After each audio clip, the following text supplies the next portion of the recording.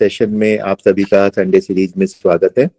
और हमें बहुत खुशी है कि पिछले सेशन में आपने यूपीएससी के संबंध में एक जनरल जानकारी और एक होनहार विद्यार्थी से परिचय लिया था।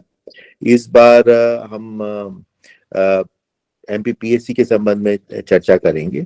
इसको आज ओपन हाउस मोड में रखा है ताकि आप लोग ज्यादा से ज्यादा प्रश्न कर सकें और आप लोगों की जो तैयारियां चल रही हैं उन तैयारियों के हिसाब से आपको क्या दिक्कतें आ रही हैं, आपको किस तरह का कस्टमाइज्ड मार्गदर्शन चाहिए, उसके बारे में भी आप लोग अवगत हो सकें।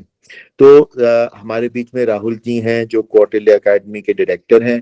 तो राहुल जी, आपका स्वागत है। और कौटिल्य एकेडमी के माध्यम से आप लगातार सैकड़ों स्टूडेंट्स को हर साल गाइड करते हैं और काफी अच्छा अनुभव आपका इसमें है।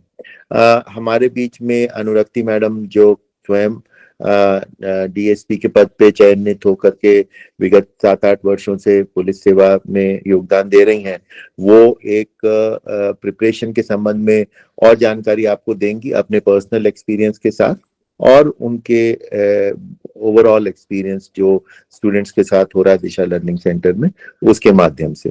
तो मैं अब अनुरक्ति जी को और राहुल जी को आग्रह करूंगा कि आगे का सेशन स्टार्ट करें। और आज ये ओपन हाउस डिस्कशन रहेगा तो काफी सारे प्रश्न आप पूछ सकते हैं और उसके आंसर्स भी आपको मिलेंगे।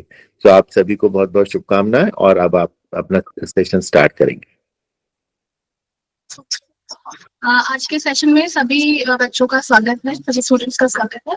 हम अधिक समय न लेते हुए सेशन स्टार्ट करेंगे। मैं राहुल जी से रिक्वेस्ट करूंगी कि वो 10 से 15 मिनट में एमपीपीएससी के जो बेसिक आपको जानने लायक बिंदु हैं वो बताएंगे, जो एग्जाम का पैटर्न है उसके बारे में बताएंगे। इन द मीनवाइल अगर आपके कोई प्रश्न है तो आप चैट बॉक्स में ड्रॉप कर सकते हैं। इनके उद्बोधन के बाद हम एक ओपन हाउस डिस्कशन सेशन चालू करेंगे जिसमें आप सर से और मुझसे कोई भी क्वेश्चन आप मुझसे पूछ सकते हैं, सर से पूछ सकते हैं। Thank you. हेलो दोस्तों, कैसे हैं आप सभी लोग? सिविल सेवा की प्रिपरेशन बहुत सारे बच्चे करते हैं और मध्य प्रदेश के अधिकतर बच्चे जो प्रिपेयर करते हैं वो एमपीपीएससी के लिए प्रिपेयर करते हैं। एमपीपीएससी के बारे में आज हम जानेंगे, प्लस हम ये भी जानेंगे कि दूसरे एग्जाम से कैसे डिफरेंट है। सबसे पहले हम एमपीपीएससी की बात कर लेते हैं। Madhya Pradesh public service commission जो है वो एक एग्जाम कंडक्ट करवाता है जिसमें आपको डीसी, डीएसपी, नायब तहसीलदार की या सीटीओ की, टीओ की, बहुत सारे मध्य प्रदेश के जितने भी डिपार्टमेंट्स हैं उन डिपार्टमेंट्स में वो भर्तियां कराते हैं। इसका एक पर्टिकुलर पैटर्न दिया गया है, एक सिलेबस दिया गया है आयोग के द्वारा। उस सिलेबस को फॉलो करके हम उसकी तैयारी करते हैं। तो सबसे पहले हम उस पैटर्न को जान लेते हैं कि कैसे हमारा जो पैटर्न आयोग ने दिया है और हमको उसको कैसे कंप्लीट करना चाहिए, इसके बारे में भी हम जानेंगे। तो सबसे पहले हम डिस्कस करते हैं कि इसमें 3 फेज एग्जाम है ये। इसमें सबसे पहला जो फेज होता है वो प्रीलिम्स होता है, पीटी जिसको बोलते हैं। प्रीलिम्स एग्जाम्स में क्या होता है कि दो एग्जाम कराते हैं, एक दिन में आपके 2 एग्जाम्स कंडक्ट कराते हैं और ये एमसीक्यू बेस्ड होता है। इसमें आपको ऑप्शनल बेस्ड जो है क्वेश्चन आते हैं, वन लाइनर क्वेश्चन आते हैं, इनका आंसर हमको देना होता है। इसमें 2 पेपर होते हैं। एक पहला पेपर होता है वो होता है जीएस का पेपर। जीएस में आपको अगर हम बताएं, जनरल सिलेबस अभी हम डिस्कस भी करेंगे लेकिन मैं फिर भी बता देता हूँ। इसमें स्टैटिक जीके आता है। स्टैटिक जीके जैसे आपका हिस्ट्री है, ज्योग्राफी है, पॉलिटी है, इकोनॉमिक्स है, साइंस है, ठीक है। मध्य प्रदेश का जीके मोस्ट इंपोर्टेंट है इसके लिए, ठीक है। और मध्य प्रदेश चूंकि ट्राइबल एरिया है तो ट्राइब से भी यहाँ से बहुत सारे क्वेश्चन इसमें बनते हैं। ये एक जनरल स्टडी का पूरा पेपर आता है जिसमें 100 क्वेश्चन रहते हैं एंड ईच क्वेश्चन जो है वो 2 मार्क्स का रहता है। मतलब हमारा जो पेपर हुआ वो 200 मार्क्स का हुआ, ठीक है। अब इसमें कोई नेगेटिव मार्किंग नहीं होती, जबकि हम यूपीएससी वगैरह में देखते हैं तो हमारी नेगेटिव मार्किंग होती है। इसमें कोई नेगेटिव मार्किंग आपको अभी तक नहीं आयोग ने रखा है, अभी तक कभी भी नेगेटिव मार्किंग को इंट्रोड्यूस नहीं किया है, ठीक है। तो ये 100 क्वेश्चन का पेपर होता है और इससे हमारी मेरिट लिस्ट जो होती है वो बनती है। फॉर एग्जाम्पल अगर हम देखते हैं कि 100 पोस्ट आती हैं और एग्जाम्पल के लिए 100 पोस्ट है, वैसे तो इससे अधिकतर ही पोस्ट आती हैं। तो 100 पोस्ट आई तो हर पोस्ट पे एक मान लीजिए कि 100 पोस्ट पे हम 20 स्टूडेंट्स ईच लेते हैं तो 2000 बच्चे इसमें सेलेक्ट होंगे और इसके कट ऑफ निकाला जाता है जिसमें अगर देखें कि 70 या 80 क्वेश्चन से ऊपर जिसके सही हैं वो इसमें मेंस दे पाएंगे, तो ऐसे कट ऑफ आता है। तो ये एक जनरल आपका पेपर फर्स्ट है। इसी के बाद फिर एक सेकंड पेपर होता है जो सी सेट का पेपर होता है। सीसेट का जो पेपर होता है ये क्वालिफाइंग होता है। इसमें आपका डिसीजन मेकिंग एंड एप्टीट्यूड वाला पोर्शन आता है, क्योंकि आप जब अधिकारी बनोगे तो आपकी डिसीजन मेकिंग भी होती है, तो वो आपकी यहाँ पे चेक की जाती है। तो जस्ट क्वालिफाइंग होता है, इसमें भी 100 क्वेश्चंस आते हैं, और जो 100 क्वेश्चंस आते हैं वो आपके एप्टीट्यूड और डिसीजन मेकिंग से रिलेटेड रहते हैं। आसान पेपर होता है, बहुत इजी गोइंग होता है, बच्चे इसको बिना पढ़े भी बहुत सारे क्लियर कर लेते हैं। लेकिन इसमें एक खास बात ये है कि एक फॉरेस्ट वाला पेपर भी इसके साथ में ही फॉरेस्ट का जो है रेंजर वगैरह के लिए, इनके लिए भी पेपर होता है, तो उसी से ही उसका कट ऑफ बनता है। तो जो सिविल सर्विसेज की प्रिपरेशन कर रहे हैं बच्चे, उसका जो मेरिट बनेगा वो पेपर फर्स्ट से बनेगा। और इसके अलावा जो फिर फॉरेस्ट सर्विस भी देना चाहते हैं, और फॉरेस्ट सर्विस वो लोग दे सकते हैं जो कोई टेक्निकल डिग्री करते हैं, जैसे इंजीनियरिंग किया हो, बीएससी किया हो, ठीक है, कोई टेक्निकल डिग्री किया हो, तो फॉरेस्ट सर्विस भी इसके साथ दे सकता है। सिविल सर्विस भी दे सकता है, फॉरेस्ट सर्विस भी दे सकता है। लेकिन जिसने बीएससी बीए वगैरह बीए वगैरह किया है, बीकॉम वगैरह किया है, तो वो केवल सिविल सर्विसेज दे सकता है, ठीक है ना। तो फॉरेस्ट सर्विस जब देते हैं तो फिर इसमें आपको सी सेट में भी मार्क्स लाना कंपलसरी है। दोनों paper first and paper second के मार्क्स कंबाइन होते हैं, और इसके बाद आपकी मेरिट बनती है, ठीक है ना। तो दो अलग अलग रिजल्ट आते हैं, एक तो सिविल सर्विसेज का होगा जो पेपर फर्स्ट से मेरिट बनेगा, और जो दूसरा आपका फॉरेस्ट सर्विस का होगा जिसमें दोनों पेपरों की कंबाइंड मेरिट लिस्ट होती है, ठीक है ना। ये तो गई हमारी जस्ट प्रीलिम्स की बात। इसके बाद हम बात करते हैं मेंस का। तो मेंस का जो पेपर होता है आफ्टर प्रीलिम्स होता है, जब आप कट ऑफ क्लियर कर लेते हो देन आप मेंस के लिए अप्लाई करते हो। प्री जस्ट क्वालिफाइंग राउंड होता है। इसके बाद आपको जैसे दोबारा से आपको अगर मेंस कभी क्वालिफाई नहीं हुआ तो आपको प्री फिर से रिपीट करना पड़ेगा, है ना। मतलब बार बार प्री देना पड़ता है, जितनी बार भी, जब तक आपका फाइनल सिलेक्शन नहीं हो जाता तब तक आपको प्री देते रहना पड़ेगा, ठीक है ना। अब इसके बाद हम बात करते हैं मेंस की, और मेन जो पार्ट होता है आपके सिविल सर्विस में वो मेंस ही होता है। हमने बोला 3 फेज एग्जाम होता है। तो इसमें क्या होता है, इसमें आपके 6 पेपर होते हैं, ठीक है ना। और जैसे आप कॉलेज में ये पेपर होते हैं डिस्क्रिप्टिव होते हैं। पहला पेपर हो गया वो ऑब्जेक्टिव होता है प्रीलिम्स का, और इसके बाद जो मेंस होता है वो डिस्क्रिप्टिव होता है। आपको जैसे आपने कॉलेजेस में एग्जाम दिए होंगे, आपने 12th के बाद कॉलेज में हर साल हम एग्जाम देते हैं, तो जैसे हमारे सेमेस्टर्स एग्जाम होते हैं वैसे ही हमारा ये एग्जाम भी होता है। हमको डेली 6 पेपर होते हैं कंटिन्यू, वो 6 पेपर हमारे किए जाते हैं। मंडे से लेकर सैटरडे तक हमारे पूरे 6 पेपर कंप्लीट कर दिए जाते हैं। डेली हमारा एक पर्टिकुलर टाइम पे एक एग्जाम होता है। इसमें क्या होता है, ये 6 पेपर होते हैं। इसमें जो स्टार्टिंग के 3 पेपर होते हैं वो होते हैं आपके जीएस जनरल स्टडी, जो कि आपने प्रीलिम्स में भी पढ़ा हुआ है। उसी को यहाँ इन्होंने थोड़ा सा डेप्थ में, क्योंकि वहां आपको फैक्चुअल पोर्शन पूछा जाता है। यहाँ आपको जैसे अगर हिस्ट्री का तो हिस्ट्री में आपको इकोनॉमिक्स, हमारा जो कल्चरल पार्ट भी आता है, हमारा सोशल पार्ट भी आता है, हमारा इकोनॉमिकल पार्ट भी आता है। तो ये इस तरीके से इसको बड़ा कर दिया गया है, सिलेबस को क्या कर दिया गया है, थोड़ा सा वास्ट कर दिया गया है ना। इसको हमको पढ़ना पड़ता है। और इसके बाद हमारे जो स्टार्टिंग के 3 जीएस के पेपर होते हैं, इनमें क्या होता है कि आपको 2 पार्ट्स में डिवाइड कर दिया गया। जैसे हम देखें पेपर फर्स्ट जो है इसको हमने 2 पार्ट्स में डिवाइड कर दिया गया। हिस्ट्री एंड जियोग्राफी 2 पार्ट्स में डिवाइड कर दिया। मतलब एक इसमें हमने 300 का पेपर होता है पेपर फर्स्ट, और इसमें 2 पार्ट्स में डिवाइड कर दिया। मतलब 150 मार्क्स के जो है 2 पेपर होंगे। एक साथ आपको 2 अलग अलग कॉपियां दी जाएंगी, पेपर एक ही होगा। इस हिसाब से आपको दोनों कॉपियों में 3 घंटे में आपको 300 मार्क्स का लिखना पड़ता है। समझ में आ रहा है ना मैं जो कह रहा हूं सभी बच्चों को? ठीक है ना। तो जब 3 जीएस के पेपर होते हैं और ईच पेपर है स्टैंडर्ड मार्क्स, मतलब ये आपका 900 का टोटल इसमें हो जाता है, ठीक है ना।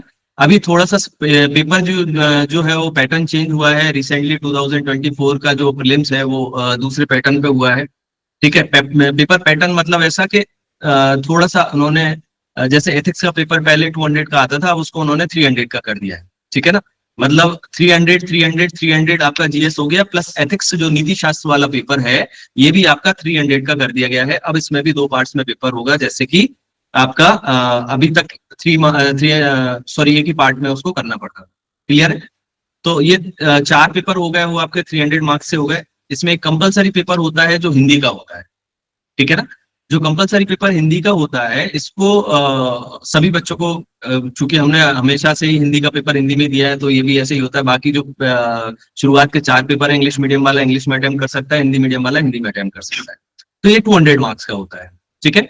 तो 4 पेपर 300 के वो हो गए आपके 1200 प्लस 200 का हिंदी का हो गया। और एक पेपर जो होता है वो 100 मार्क्स का होता है, इसमें ऐसे राइटिंग और लेटर राइटिंग होता है, ठीक है ना। ऐसे राइटिंग होता है, लेकिन ये ऐसे राइटिंग के लिए एक स्पेशल ये है कि ये सबको हिंदी में ही देना पड़ता है, चाहे वो इंग्लिश मीडियम का बच्चा भी हो तो इसमें ऑप्शन नहीं होता है, उसको हिंदी में ही आपको लिखना पड़ेगा ऐसे राइटिंग। और लेटर राइटिंग भी, आप चूंकि आप एमपी गवर्नमेंट हमारा हिंदी भाषी राज्य है, तो यहाँ पर जो भी कम्युनिकेशन होता है वो हिंदी में ही होता है, गवर्नमेंट कम्युनिकेशन जो भी करते हैं तो हिंदी में ही होता है। ठीक है, तो इस तरीके से 100 मार्क्स का जो पेपर होगा वो आपका छठा पेपर होगा, जो कि लेटर राइटिंग और ऐसे राइटिंग का होगा। इस तरीके से ये पूरा टोटल जो है वो आपका 1500 का हो जाता है। ठीक है, ये मेंस आपका कट ऑफ, जब हम वहां से प्रीलिम्स क्वालिफाई करके आते हैं और मेंस देते हैं, फिर मेंस में इन 6 पेपर में से आपका 1500 में से कट ऑफ निकलेगा, और यहाँ से अगर आप क्वालिफाई होते हो तो फिर आप इंटरव्यू के लिए आप एलिजिबल होते हो। इंटरव्यू का फॉर्मेट भी थोड़ा सा चेंज कर दिया गया है, पहले 175 मार्क्स का होता था, रिसेंटली उसको चेंज किया गया है, अब वो 185 मार्क्स का हो गया है। खास बात ये है कि जो हमारा फाइनल मेरिट लिस्ट बनेगा वो मेंस प्लस इंटरव्यू के दोनों के मार्क्स काउंट करके बनेगा। ठीक है ना, तुम्हारा 1500 का मेंस हो गया प्लस 185 का आपका इंटरव्यू हो गया, टोटल जो हो गया वो 1685 के टोटल से आपकी मेरिट लिस्ट बनने वाली। क्लियर है इतना सभी को? ठीक है, तो ये आपका एक बेसिक फॉर्मेट जो है वो मैंने बता दिया है। अब इसमें हम अगर देखें तो जैसे प्रीलिम्स की बात करें, प्रीलिम्स में आपके पर्टिकुलर हमें पढ़ने के लिए अगर हम बोले तो प्रीलिम्स में पर्टिकुलर सिलेबस दिया गया है, उस सिलेबस में 10 यूनिट दी गई है। ठीक है, एमपीपीएससी प्रीलिम्स, चूंकि अभी अभी नोटिफिकेशन भी आने वाला है एमपीपीएससी का, और जो बच्चे इस बार के लिए एलिजिबल हैं वो प्रीलिम्स की तैयारी कर सकते हैं। अभी अगर हम देखें इसमें कि आपको 16 फेब को जो है वो एग्जाम होने वाला है। ठीक है, पहले से ही अनाउंसमेंट हो गया है और अभी बहुत जल्द नोटिफिकेशन आ जाएगा, तो बच्चे उसके लिए अप्लाई भी कर सकते हैं। तो इसकी तैयारी के लिए भी मैं बता दूं कि 10 यूनिट दिया है हमें, और चूंकि एमपी स्पेसिफिक है, एमपी वालों को प्रायोरिटी देने के लिए अभी इसमें बहुत सारे चेंज कर दिए गए हैं। क्या किया गया है कि जो 10 यूनिट है उनमें से 4 यूनिट स्पेसिफिक मध्य प्रदेश का कर दिया गया है। मतलब अब जो है, अगर हम बोले कि 100 क्वेश्चन का पेपर आता है और हर यूनिट से हम मान के चले कि 10 क्वेश्चन आते हैं, तो हमारा एमपी का जो पोर्शन है वो हमारा लगभग 40 टू 50 मार्क्स का जो है वो एमपी स्पेशल आता है प्रीलिम्स में। जैसा आपने पिछली बार, अगर जो बच्चे तैयारी कर रहे हैं, जो सीरियस एस्पिरेंट हैं, उन्होंने पिछली बार का कट ऑफ भी देखा होगा। पिछली बार 80 क्वेश्चन जो है वो कट ऑफ किया था, 100 में से 80 क्वेश्चन कट ऑफ किया था। प्रीलिम्स का कट ऑफ बढ़ रहा है, मेंस का कट ऑफ थोड़ा सा घट रहा है।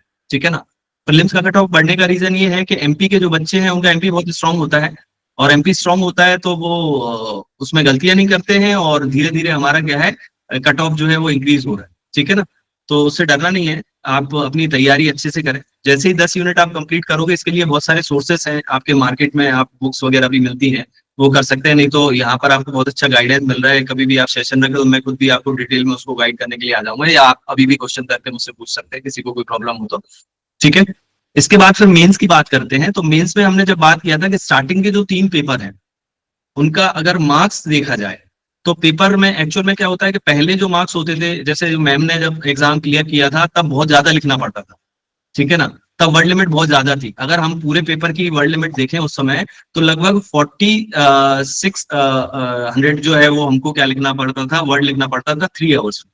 अब वो 3300 है, मतलब हमारी वर्ड लिमिट जो है वो कम हो गई है। आयोग अब जो है वो कम लिखना चाहता है, वो फैक्ट टू फैक्ट क्वेश्चन पूछना चाहता है। ठीक है, तो इसमें क्या होता है, पेपर पैटर्न और क्वेश्चन कैसे रखते हैं हमने, जब पेपर फर्स्ट को 2 पार्ट्स में डिवाइड किया, तो जब 2 पार्ट्स में डिवाइड किया तो 150 नंबर का जो है 2 पार्ट्स होगा। पहले पार्ट्स में जो क्वेश्चंस आएंगे वो कैसे आएंगे, 2 मार्क्स के क्वेश्चन आएंगे 15। ठीक है ना, तो दो नंबर के जो क्वेश्चन आने वाले हैं वो 15 आने वाले हैं। आपको 1 लाइन में, मतलब 20 वर्ड उसकी लिमिट रखी गई है कि एक क्वेश्चन में आपको, अच्छा जो वर्ड लिमिट बच्चे बहुत सारे हो सकता है इसमें ऐसे बच्चे भी हों जो पहले प्रीलिम्स कर चुके हैं और मेंस जो है वो देने वाले हैं। ठीक है, ऐसे भी बच्चे हो सकते हैं, तो उनके लिए भी मैं बता दूं कि जो वर्ड लिमिट होती है वो आयोग को अगर ज्यादा लिखवाना होता तो वो क्या करता, आपको वर्ड लिमिट बढ़ाता। उसने वर्ड लिमिट को कम किया है, मतलब वो 20 जो वर्ड लिमिट है वो मैक्सिमम मानता है, उसको उसके कम में भी आपको आंसर, मतलब मार्क्स पूरे मिलते हैं। तो 2 नंबर के क्वेश्चन आने वाले हैं 15, और उन 15 का ईच क्वेश्चन का अगर आप वर्ड लिमिट देखें तो 20, मतलब आपको 30 मार्क्स के 2 मार्क्स के क्वेश्चन आने वाले। ठीक है, ये आपको इसके बाद हम देखें कि 7 मार्क्स के क्वेश्चन आते हैं, तो 10 क्वेश्चन लगभग जो आने वाले हैं वो 7 मार्क्स के आने वाले हैं। ठीक है, आप इसको नोट डाउन भी कर सकते हैं कि 2 मार्क्स के 15 क्वेश्चन आने वाले हैं, 7 मार्क्स के 10 क्वेश्चन आने वाले हैं, और 10 मार्क्स के आपके जो है वो 5 क्वेश्चन आने वाले हैं, और ऐसा टोटल करके आपका जो है 150 का स्कोर ये इसमें हो जाता है। पार्ट 1 हाँ, पार्ट 1, इसको जो 2 पार्ट्स में डिवाइड किया गया, तो पार्ट 1 का 150 का हो गया। Same as it is question का जो फॉर्मेट रहता है वो पार्ट 2 का भी रहेगा, इसमें कोई फॉर्मेट में चेंज नहीं होता है। शुरुआत के 3 जो पेपर हैं वो फॉर्मेट सेम रहता है उनमें, है ना? क्लियर है इसमें? तो 3 पेपरों का फॉर्मेट ये रहता है, 2 पार्ट्स में होता है। 150 में हमको 3 आवर्स में पूरा कंप्लीट करना होता है, और इस तरीके से इनका फॉर्मेट रहता है। 7 मार्क्स के जो क्वेश्चन आएंगे वो 60 वर्ड में लिखने पड़ते हैं, और 10 मार्क्स के जो क्वेश्चन आएंगे वो हमको 200 वर्ड में लिखने पड़ते हैं। क्लियर है? अब चूंकि हमने अभी चेंज कर दिया है, और हमारा एथिक्स का भी पेपर जो है उसका पेपर पैटर्न चेंज हो गया है, तो अगर उसका पेपर पैटर्न देखें हम, तो उसमें क्या है, एथिक्स का जो पेपर 4th होता है उसमें आपके 16 मार्क्स के क्वेश्चन आने वाले हैं, 16 क्वेश्चन आने वाले हैं 2 मार्क्स के। ठीक है, जैसे कि हमारे अभी उधर हमने 15 क्वेश्चन 2 मार्क्स के करे थे शुरुआत के 3 पेपरों में। ठीक है, इसके बाद आपका 8 क्वेश्चन आने वाले हैं जो 7 मार्क्स के होंगे, और 4 क्वेश्चन जो हैं वो आपके 11 मार्क्स के होंगे। क्लियर है? ठीक है, और इसमें एक क्वेश्चन जो है वो चूंकि उसमें आपको पता है कि केस स्टडी वगैरह आता है, तो एक क्वेश्चन जो है वो 18 मार्क्स से उसमें रहेगा। टोटल इस तरीके से आपका जो है एक बेसिक फॉर्मेट होता है। ठीक है, और इसी पे बेस्ड आपका पेपर होता है। इसको डिटेल आपको अगर देखना चाहें तो चूंकि बहुत बड़ा वास्ट सिलेबस है, इसको हम कभी भी आप या तो अभी क्वेश्चन करके किसी को पर्टिकुलर कुछ पूछना हो तो पूछ सकता है। ठीक है, थैंक यू सर। मैं 2-3 मिनट में मैं अपना भी जर्नी बताना चाहूंगी, उसके बाद हम क्वेश्चंस ले लेंगे। मेरा जो फर्स्ट अटेम्प्ट था, मैंने 2014 पीएससी से देना स्टार्ट किया है। मैंने बैक टू बैक 4 पीएससी दिए हैं। फर्स्ट अटेम्प्ट में मेरा सिलेक्शन नहीं हुआ था, उस टाइम मेरी एज कम थी, तो 20 साल की होती है जो यूनिफॉर्म पोस्ट होती है, डिप्टी जेलर की, डीएसपी की और एक्साइज सब इंस्पेक्टर। हाँ, अब नहीं है, लेकिन हमारे समय पे ऐसा था कि 20 साल में आप एग्जाम दे सकते हैं और इतनी पोस्ट आपके लिए रहती है। तो उस टाइम पे मेरा नहीं हुआ था।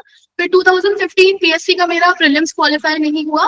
2016 में मैं सिलेक्टेड हूँ, प्री मेंस इंटरव्यू क्वालिफाइड हूँ, मेरी ओवरऑल 25th रैंक थी और डीएसपी की पोस्ट मिली। और 2017 में भी मैं सिलेक्टेड हूँ, डीएसपी की पोस्ट मिली। क्योंकि उस टाइम पे जो एग्जाम्स है वो बैक टू बैक होते थे और रिजल्ट हमारे अवेटेड होते थे, तो हम सभी लोग कंटिन्यूसली एग्जाम्स देते थे। तो ये मेरी जर्नी रही है ओवरऑल। अब आपसे रिक्वेस्ट है कि अगर कोई क्वेश्चंस आप पूछना चाहें तो हम लोगों से पूछ सकते हैं।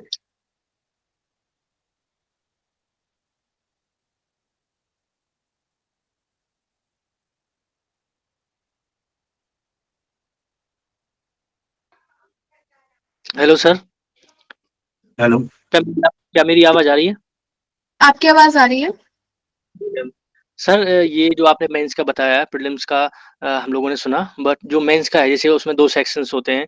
तो मेरा क्वेश्चन ये है कि इसमें 150 टोटल 300 हो गया। तो एक स्कोर जैसे best of the best students का भी जैसे मैम ने भी दिया होगा, तो कितना हम एक पॉसिबल लिमिट रहती है कि हम उसको वहां तक खींच सकते हैं? क्योंकि ये चीज जैसे यूपीएससी में देखते हैं तो वहां सब्जेक्टिविटी है, क्योंकि वहां पे क्वेश्चंस का जो नेचर है, the nature of the questions is different, but in Madhya Pradesh PSC the nature of questions is totally quantification type. So if you answering any question, तो देयर इज अ चांस कि आप पूरे नंबर गेन कर सकते हैं at least in 2 marker at this, ये जो नया फॉर्मेट आया है। तो इसमें कितना पॉसिबल हम लोग खींच सकते हैं पर पेपर, अगर जीएस की बात करें हम, 2 पेपर हिंदी और निबंध को छोड़ दें तो? Thank you sir. देखिए, इसमें अगर हम देखें तो मैम का भी स्कोर देखें आप, या और अगर आप पूरा 2 मार्क्स में तो आपको 100% मार्क्स मिलता है, उसमें कोई मार्क्स कटने का, क्योंकि आपको फैक्चुअल लिखना है उसमें, है ना? अगर आपको आता है, बनता है तो आप लिखोगे, नहीं बनता है तो नहीं लिखोगे, उसमें ज्यादा लेंदी लिखने की आवश्यकता नहीं है। और जैसे कि मैंने बताया, ये लिखने का तरीका होता है, हमारी गलतियां हमको पता नहीं चलती हैं, वो आपको आपके मेंटर बता सकते हैं। हम क्वेश्चन एक जनरल, मैं एक क्वेश्चन देता हूँ आपसे, क्वेश्चन आता है कि एक ड्राफ्टिंग कमेटी में कितने मेंबर्स हैं, और आपने एक शब्द में उसका आंसर दे सकते हैं, उसका आंसर है 7। तो आपने अगर उसको लिख दिया तो आपको पूरे 2 मार्क्स मिलेंगे। लेकिन अगर उसमें पूछा कि ड्राफ्टिंग कमेटी में कितने मेंबर्स हैं और आप उनके नाम लिखना शुरू कर दिया और आपको नाम याद नहीं है, तो उसमें फिर आपको भले ही आपने नाम लिखने की कोशिश की लेकिन आपको मार्क्स नहीं मिलेगा पूरा, क्योंकि पूरे नाम आपने नहीं लिखे। ठीक है ना? तो एक शब्द में भी आंसर देकर उसका पूरा मार्क्स मिल सकता है। ठीक है, पहली बात तो ये। बाकी के जो क्वेश्चंस जो होते हैं, जैसे आपने 7 मार्कर देखा या 10 मार्कर देखा क्वेश्चंस, इनमें अगर टोटल ओवरऑल देखें, अगर हम 300 में से, तो मेरे हिसाब से जिस बच्चे के 180 समथिंग है वो मतलब टॉपर है, अप्रोक्स, है ना। 60% मार्क्स पे बच्चे का टॉपर की लिस्ट में आ जाता है। 65 तक अगर किसी का परसेंट आ रहा है ओवरऑल, तो वो टॉपर की लिस्ट में है, ठीक है ना। क्योंकि हमारा दो चीज होती है। एक तो क्या होता है कि हम 100% अटेम्प्ट नहीं रहते, हमारा हर पेपर में 2, 5, 10 नंबर का छूट जाता है, ठीक है, बहुत सारे बच्चों का। और जिसका नहीं छूटता है उसके लिए तो वेल एंड गुड। और इसके अलावा हम गलतियां भी कई सारी कर देते हैं। तो मैक्सिमम बच्चों के साथ ये होता है। हम सोचे कि नहीं, हम अच्छा बेस्ट लिख रहे हैं या बहुत अच्छा कर रहे हैं, तो गलतियां सभी लोग करते हैं, हमको नहीं पता चलता है। जब हमारी कॉपियां हम दोबारा से देखते हैं तब हमको उस चीज का रियलाइजेशन होता है। तो आप क्या करिए, आप उतनी तैयारी, आप करने का तो पूरा अटेम्प्ट करना पड़ेगा। आप सोचे कि हमको आधा पेपर अटेम्प्ट करके और मार्क्स मिल जाए, तो ऐसा नहीं होता है। अटेम्प्ट तो पूरा ही करना पड़ेगा। और 65% तक अगर आपका आ जाता है हर पेपर में, जो शुरुआत के 3 पेपर हैं आपको 180 ले आए, तो आप यू आर इन टॉपर्स। इसमें ये वाला पॉइंट बहुत इंपॉर्टेंट है कि अगर आपने पूरा पेपर अटेम्प्ट किया है तो आपके चांसेस हैं। आप पूरा पेपर अटेम्प्ट कर रहे हो, जिनका छूट रहा है आप उनसे एनीवे आगे हो, आपके पास एक कॉम्पिटिटिव एडवांटेज होता है। तो प्रयास ये होना चाहिए कि हमारा कुछ भी ना छूटे। मैम, थैंक यू, आप लोगों ने बताया। बट ये 7 मार्कर्स और 11 मार्कर्स में स्कोप जो नंबर खींचने का होता है, मतलब कुछ हमने जो सिलेक्टेड लोगों से कुछ बात की, तो उन्होंने कहा कि आप 11 मार्कर्स में स्कोप है, क्योंकि आप डायग्राम बना सकते हैं, वहाँ पे आप छोटा सा मैप डाल सकते हैं व्हाइल राइटिंग आंसर। और ये 7 मार्कर्स में क्या रहता है, जन वो कुछ एवरेज होता है। तो आपका अनुभव क्या कहता है, मैम का और सर का, जैसे आप पढ़ाते हैं, तो उसमें आपका क्या रहता है कि ये चीजें कैसे इसको टैकल करें, 7 मार्कर्स और 11 मार्कर्स को? ये पढ़ता हर कोई है, लेकिन आपको मेंस में आप मार्क्स खींच सकते हैं। मेंस के मार्क्स ही आपका सिलेक्शन डिसाइड करते हैं अकॉर्डिंग टू मी। तो मेंस में आप क्वालिटी कैसे दे सकते हैं, आंसर राइटिंग स्किल्स और प्रैक्टिस से। और आप जितने उसमें पेपर देना, मॉक टेस्ट देना, प्रैक्टिस करेंगे। मैं कैसा करती थी, जैसे हमारे टाइम पे 3 मार्कर्स होते थे, तो सबसे पहले 3 मार्कर, टाइम मैनेजमेंट बहुत जरूरी है इस पेपर में। 10 से 12 मिनट के अंदर आप 3 मार्कर्स पार्ट 1 का अटेम्प्ट कर लो। 10 मिनट में कर लेती थी। उसके बाद मैं पेजेस छोड़ करके जो 15 नंबर वाले क्वेश्चन थे, जिसमें आपने बताया कि हम क्वालिटी दे सकते हैं, पहले मैं वो अटेम्प्ट करती थी। उसमें अच्छा लिखने के बाद, उसके बाद जो टाइम बचता था, उसमें जो हमारे 10 क्वेश्चन आते थे 6 मार्क्स के, वो मैं अटेम्प्ट करती थी। इस तरीके से मैं एक पार्ट कंप्लीट करती थी और इसी पैटर्न में पार्ट 2 में कंप्लीट करती थी। और मेरा अभी तक मैंने 3 मेंस दिए हैं, कोई भी मेरा क्वेश्चन नहीं छूटा है।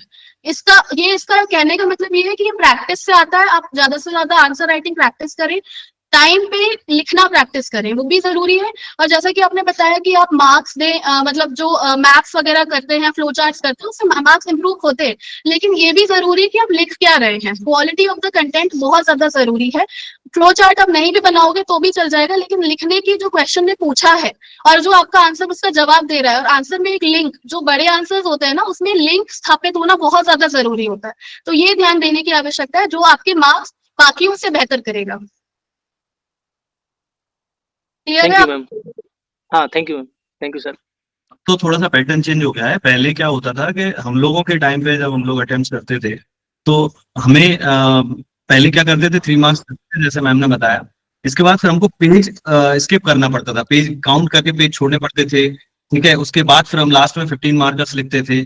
अब तो बहुत सारी चीजें चेंज हो गई। अब तो क्या होता है कि कॉपी में ही आपको क्वेश्चंस लेके आ जाते हैं, तो आप कोई सा भी आगे पीछे अटेम्प्ट कर सकते हो। आपको स्पेस स्पेसिफिक आता है, उसमें कोई टेंशन नहीं है, ठीक है ना। तो एक्चुअल में क्या होता है, 2 तरीके होते हैं। जैसे आप पहले 3 मार्कर्स करके, और हम पहले कौन से करते थे, उसके बाद जैसे अभी 10 मार्कर्स होता है तो वो हम करते हैं। लास्ट में हम जो है वो 7 मार्कर्स करते हैं। रीजन ये है कि कई बार हमारा क्या होता है, अगर टाइम हमारे पास कम भी बचा और हमने कोई हमारा क्वेश्चन छूटा भी, तो 7 मार्कर्स छूटेगा। और हम उसमें 2 लाइन एटलीस्ट लिख सकते हैं, तो हमें एटलीस्ट उसमें 2 नंबर मिल जाएगा, ठीक है ना। तो उस तरीके से हमारा अटेम्प्ट करने का ये तरीका है। बाकी अपना बच्चा अपना खुद का ओन तरीका भी बना सकता है, उसमें ऐसा कुछ नहीं कि यही करके सिलेक्शन मिलेगा। अपना अलग तरीका भी हो सकता है। अगर आपकी आंसर राइटिंग की स्पीड अच्छी है तो आप कोई सा भी करें, कोई दिक्कत नहीं है। अगर आप अटेम्प्ट, बहुत सारे बच्चे हमारे पास ऐसे भी हैं जो 10 मिनट पहले अटेम्प्ट करके निकल जाते हैं। अभी अगर चूंकि हमारे यहाँ प्रैक्टिस सेशन चलते हैं, तो उसमें कुछ बच्चे ऐसे भी होते हैं जो 10 मिनट पहले करके चले जाते हैं। सबसे से जो आपके जो कम मार्क्स वाले हैं, उसमें इतना मार्क्स का फर्क नहीं आएगा। अगर आप जो बड़े मार्क्स वाले क्वेश्चन, जैसे 15 मार्क्स का हमारे टाइम पे होता था, अभी 10 मार्क्स के जो क्वेश्चन है, उसमें अगर आप और अच्छा लिखते हो तो आपका जो मार्क्स का डिफरेंस है बाकी बच्चों से, वो बढ़ जाएगा। तो उसमें आप ज्यादा क्वालिटी देने का प्रयास करो, क्योंकि जो बीच में क्वेश्चन होते हैं उसमें इतना hello, good afternoon ma'am and all. एक करके बताएं। अब अभय जी आप बताइए। मैम मैं ये कह रहा था मैम, इसमें जो ऐसे राइटिंग है, मैं भोपाल दिशा लर्निंग सेंटर से हूँ। ये जो मैम इसमें ऐसे का जो पेपर है मैम, इसमें हिंदी इज कंपलसरी या डिफरेंट डिफरेंट लैंग्वेज में लिख सकते हैं, जैसे इंग्लिश भी है इसमें अवेलेबल? हिंदी कंपल्सरी, ये बेटा। हिंदी में ही लिखना है। तो मैम इससे प्रिपरेशन, यस यस सर, तो इसकी सर प्रिपरेशन कैसे की जाए सर? हिंदी ऐसे की या कोई मटेरियल से अवेलेबल रहता है सर की, या फिर newspaper and other text book से इसको प्रेफर करा जाए? देखिए ऐसे राइटिंग जो होता है उसका कोई मटेरियल प्रिपेयर नहीं होता है, मेरा ऐसा मानना है। स्टैटिक चीज हम पढ़ सकते हैं, जैसे कभी आपको पहले हमारे महात्मा गांधी के बारे में आ रहा है या हम कुछ तो उसके कोटेशंस वगैरह हम लोग क्या करते थे, कुछ याद करके रखते थे। विवेकानंद के बारे में आ गया या फिर वुमेन्स के बारे में आ गया, ये कुछ कोटेशंस जो है वो हम याद करके रखते हैं ऑलरेडी। ठीक है, इसके अलावा सबसे बेस्ट वे है न्यूज़पेपर रीडिंग, क्योंकि करंट के जो है आजकल बहुत आता है। ठीक है ना, जैसे अभी हमारा टेक्नोलॉजी के बारे में कुछ ऐसे आ रहे हैं, ये तो हम करंट से ही अगर, क्योंकि ऐसे में क्या होता है आपको करंट लिखना होता है कि आपको अवेयर हो कि नहीं हो उस चीज के बारे में। ठीक है, तो आपको उसकी तैयारी के लिए आपको डेली ध्यान देना पड़ेगा। और एक चीज है, जैसे मैं इंग्लिश मीडियम की स्टूडेंट रही हूँ और मैंने हिंदी में ऐसे लिखा है, तो it was very challenging for me. और मेरा मतलब तीनों मेंस निकला है, लेकिन मैंने पहले मेंस में देखा कि मेरे हिंदी और ऐसे में मार्क्स कम थे, तो वो मैंने इम्प्रूव जैसे किया वो मैं आपको बता देती हूँ। सबसे पहले रीडिंग हैबिट, कुछ भी लिखने के लिए ना रीडिंग हैबिट अच्छी होना बहुत जरूरी होती है। तो मैं द हिंदू न्यूज़पेपर फॉलो करती थी, लेकिन उसके साथ मैंने हिंदी में पत्रिका को भी फॉलो करना स्टार्ट किया। तो पत्रिका के जो एडिटोरियल वाला आता था, मैं उसको रिलीजियसली रोज पढ़ती थी। तो आप जब उसको पढ़ने के बाद कीवर्ड्स मिलते हैं, और जो प्रशासनिक शब्दावली होती है जो हमें लिखनी होती है, वो भी आपको मिलते हैं। अगर आपको वो याद नहीं हो रहा तो वो आप एक जगह लिख करके रख लो। और जो मैं करती थी वो क्या करती थी कि जैसे सिलेबस है, सिलेबस के सेक्शंस है, वो एक बुक आपने बना ली ऐसे की बुक, जिसमें आपने सिलेबस का टॉपिक लिखा, और जो भी रेलेवेंट किसी थिंकर का कोटेशन है, कोई श्लोक है, या कोई ऐसा कंटेंट है, कोई कीवर्ड है जो आपको लगता है कि ये इसके कंटेंट के अप्रोप्रिएट है, आप उस टॉपिक के नीचे उसको लिख लो। और जब आप ऐसे का पेपर देने जाओगे तो उसको एक बार रिवाइज कर लो, तो आपके माइंड में कीवर्ड्स बिल्कुल बने हुए रहेंगे, और आपका टाइम भी इससे कंप्लीट होगा। और आपको वो लैंग्वेज वाली जो प्रॉब्लम अक्सर इंग्लिश मीडियम वाले बच्चों को आती है कि हमारे पास पॉइंट्स तो रहते हैं और हम problem yes ma'am, yes ma'am, कैसे लिखो। Thank you ma'am, thank you so much. Yes ma'am, जी मैम, बिल्कुल, thank you ma'am. Question, thank you. Hello ma'am, hello sir. Ma'am मेरा एक सवाल था कि 2019 की फाइनल लिस्ट से जो बच्चे बाहर हो गए हैं, तो उनके मार्क्स नहीं बताए गए हैं अभी तक शायद, तो हाँ। ऐसा क्यों करते हैं? उनके मार्क्स जानने की तो का अधिकार तो है बच्चे को। एक्चुअल में क्या है कि मार्क्स आपको जब ही बताए जा सकते हैं जब फाइनल रिजल्ट आ जाए। अभी पूरा रिजल्ट नहीं आया है ना, अभी 13% जो रिजल्ट को है वो रोक के रखा है। जब वो रिजल्ट आ जाएगा तो आपको मार्क्स बताएगा, जब कंप्लीट रिजल्ट आ जाएगा तो आपको मार्क्स बताएगा। ठीक है ना, जब तक पूरा कंप्लीट रिजल्ट नहीं आएगा, जब तक आयोग जो है मार्क्स नहीं करेगा। और सर वो कंप्लीट रिजल्ट आने के चांसेस कब तक हैं? तो कोर्ट का है, तो सुप्रीम कोर्ट में भी चल रहा है, अब देखते हैं क्या होता है उसका रिजल्ट का। जनरल के फेवर में जाएगा, ओबीसी के फेवर में जाएगा, जिसके फेवर में जाएगा तो उस पर डिपेंड करता है। ओके ठीक है सर, ना, थैंक ये किसी के हाथ में नहीं है ना, आयोग के हाथ में भी नहीं है वो चीज। ठीक है ना, वो जब रिजर्वेशन का मैटर क्लियर होगा जब भी आपको फाइनल मार्क्स देखने को मिलेंगे। जो बच्चे सिलेक्ट हो गए उनके भी मार्क्स नहीं दिखाए गए हैं, और जो अभी रिजर्व है, क्योंकि क्या होता है अभी 13% रिजर्व है, अब वो उनके मार्क्स एकदम डिस्क्लोज कर देंगे तो फिर दिक्कत हो जाएगा। ठीक है, तो आप इस चीज को तो आप केवल अकेडमीज में या कहीं आपके मेंटर से ही आप अपनी आंसर के बारे में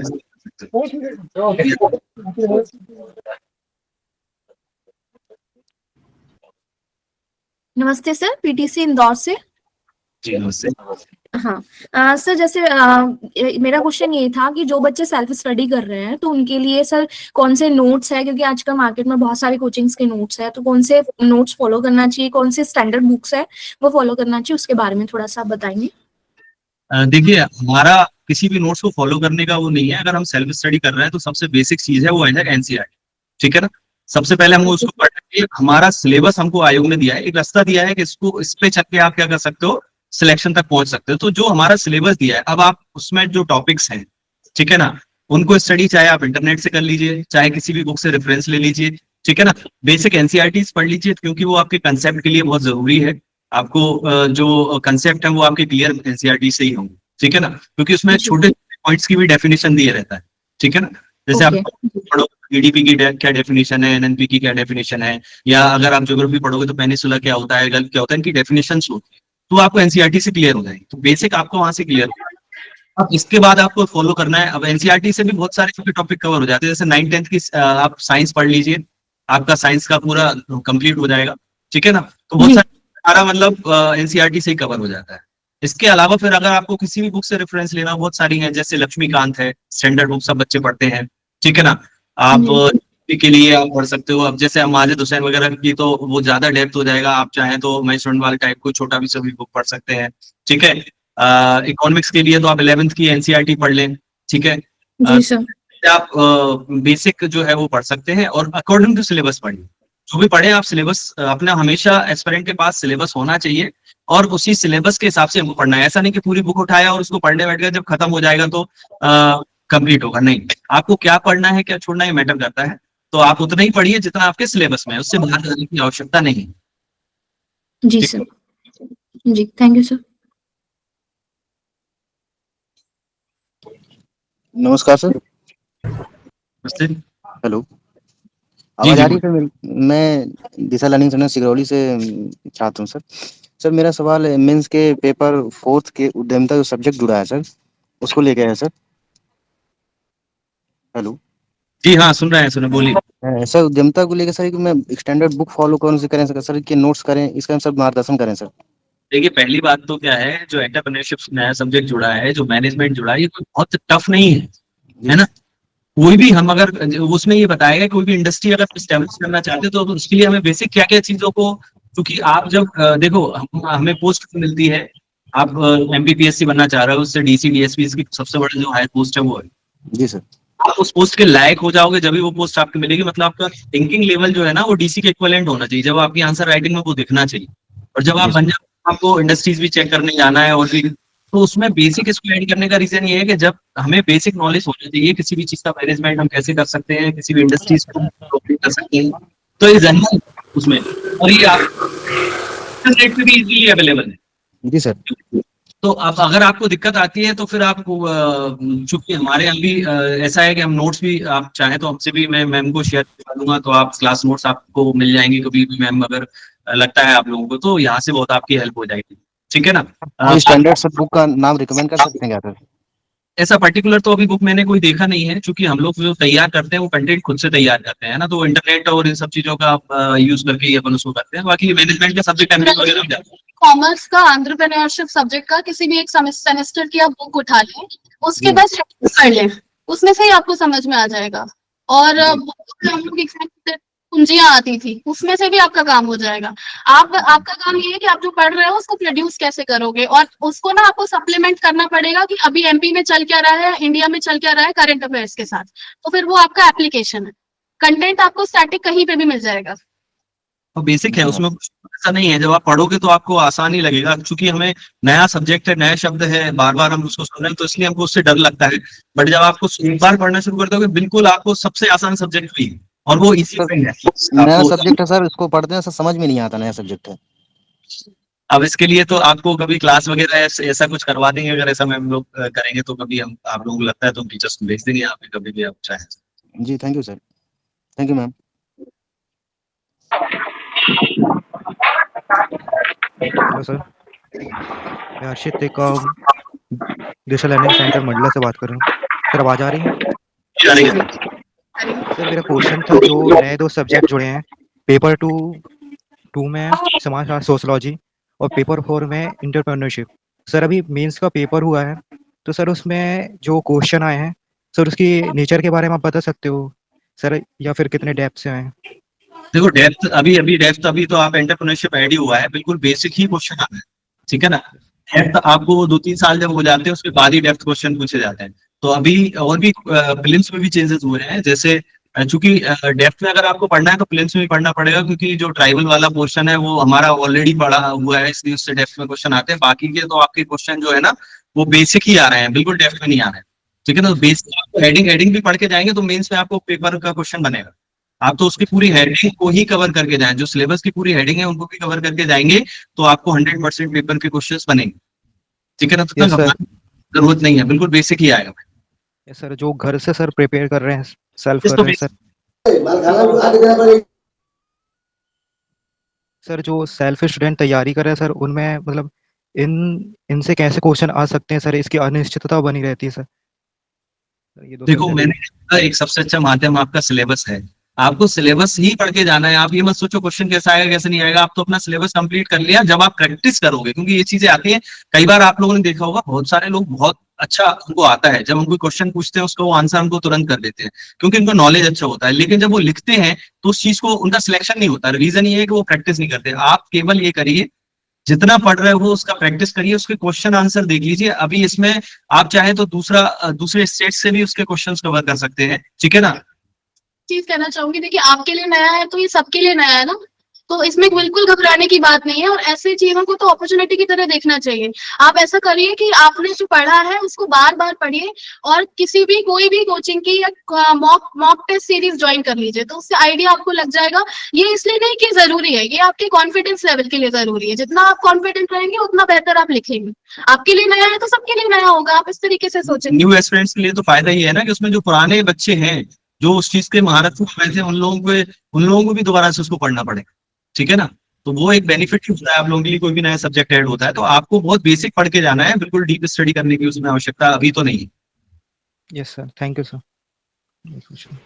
गुड मॉर्निंग सर। जी sir, Disha learning centre Dhar से। जी बताइए। जी मेरा क्वेश्चन है रिगार्डिंग फ्रेशर्स से। हमारे कुछ फ्रेशर्स बच्चे हैं जो कि पीएससी में अपियर होना चाह रहे हैं और इस साल शायद अपियर होंगे। तो मैम उनका क्वेश्चन ये है कि जब हम प्रिपरेशन स्टार्ट कर रहे हैं तो इतने सारे सब्जेक्ट हैं, तो टॉपिक कैसे सिलेक्ट करें कि किससे हम स्टार्ट करें, जो हमारे प्रिपरेशन का इनिशिएशन करें। कि इसमें सर ने भी बताया, सबसे पहले तो आप करो, आप रोज सुबह उठने से पहले जब हम ब्रश करते हैं ना, तो तब उस टाइम या उसके बाद सबसे पहले आप सिलेबस देखो, रोज पढ़ो, कम से कम 15 दिन तक आप सिलेबस रोज उसको रीडिंग करो, भले आपको समझ में आ रहा है नहीं समझ में आ रहा है, रोज सिलेबस देखो। इससे क्या होगा कि जो उसके टॉपिक्स है वो आपके माइंड में जाएंगे। तो आपको सबसे पहले कोई भी न्यूज़पेपर उठाना, आप न्यूज़पेपर पढ़ोगे तो वो आपको क्लिक करेगा, अच्छा सिलेबस में भी ये टॉपिक था, ये इसमें काम आ सकता है।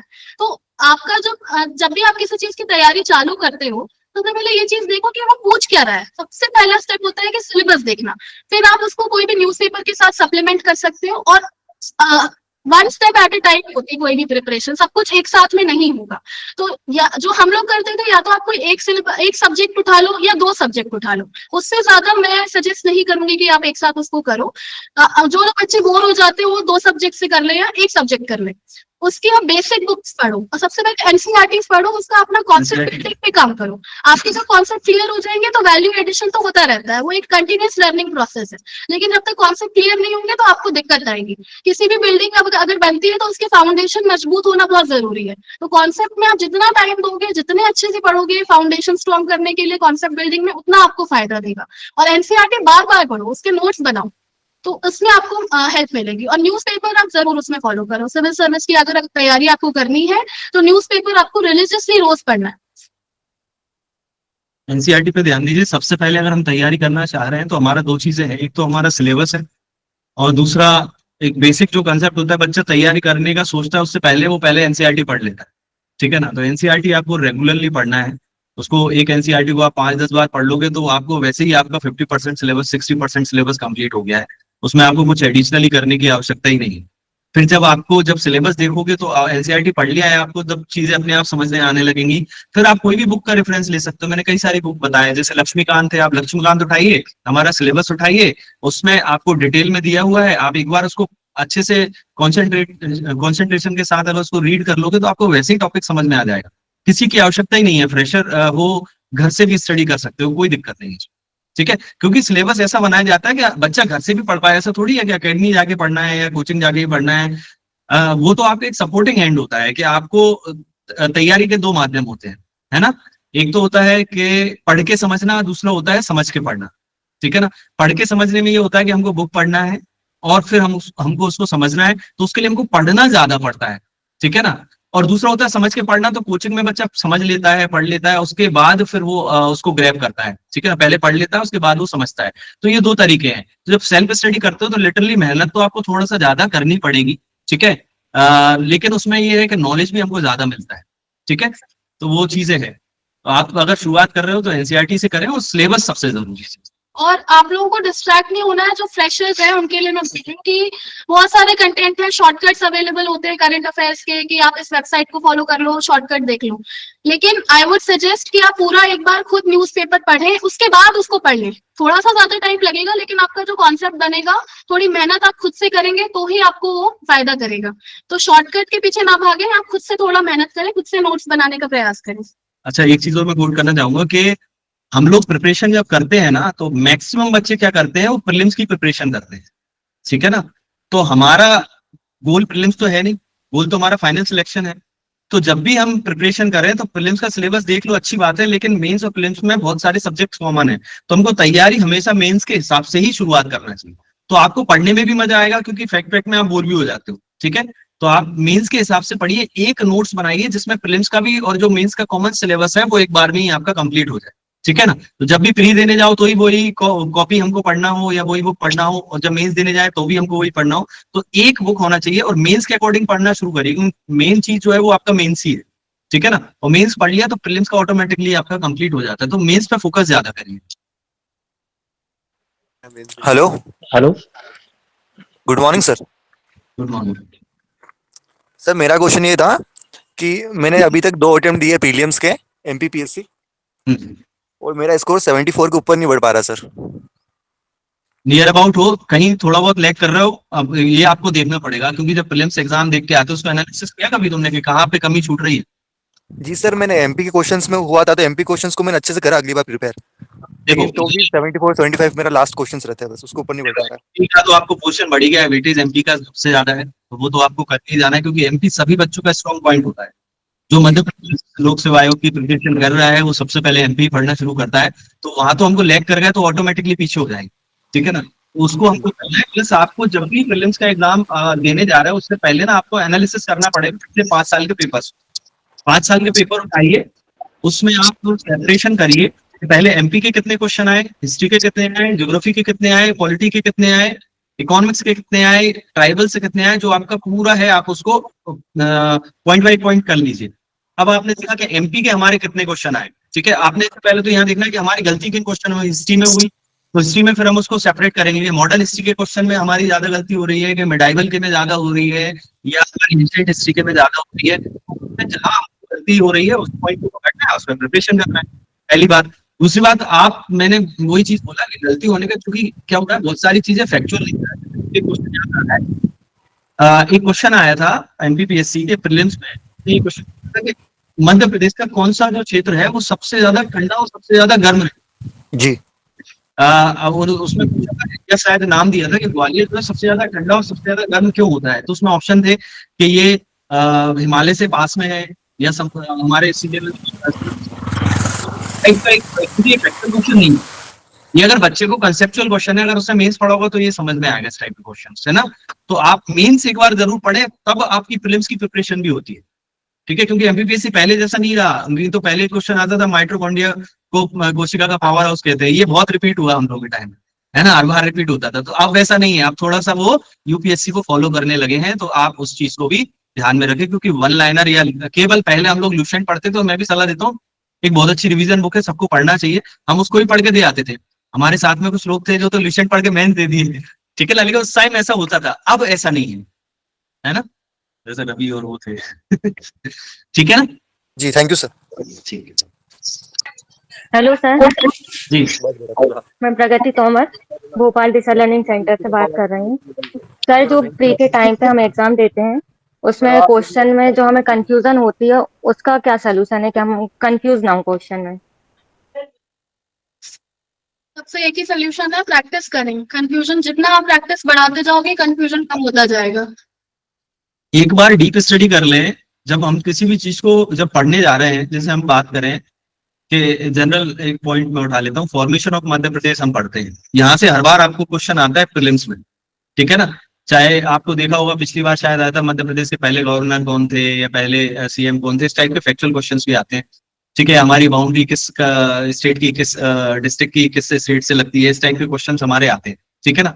तो हर बार यहाँ से क्वेश्चन आता है। अब बच्चे क्या करते हैं जनरली कि हम जब पढ़ रहे हैं तो हमें एक क्वेश्चन जो आया है पिछले शायद 2-3 पीएससी में, आप एक बार देख लेना, मेरे को ईयर याद नहीं है, एक क्वेश्चन है कि झाबुआ की जो बाउंड्री लाइन है वो किन दो स्टेट से टच करती है, ठीक है ना।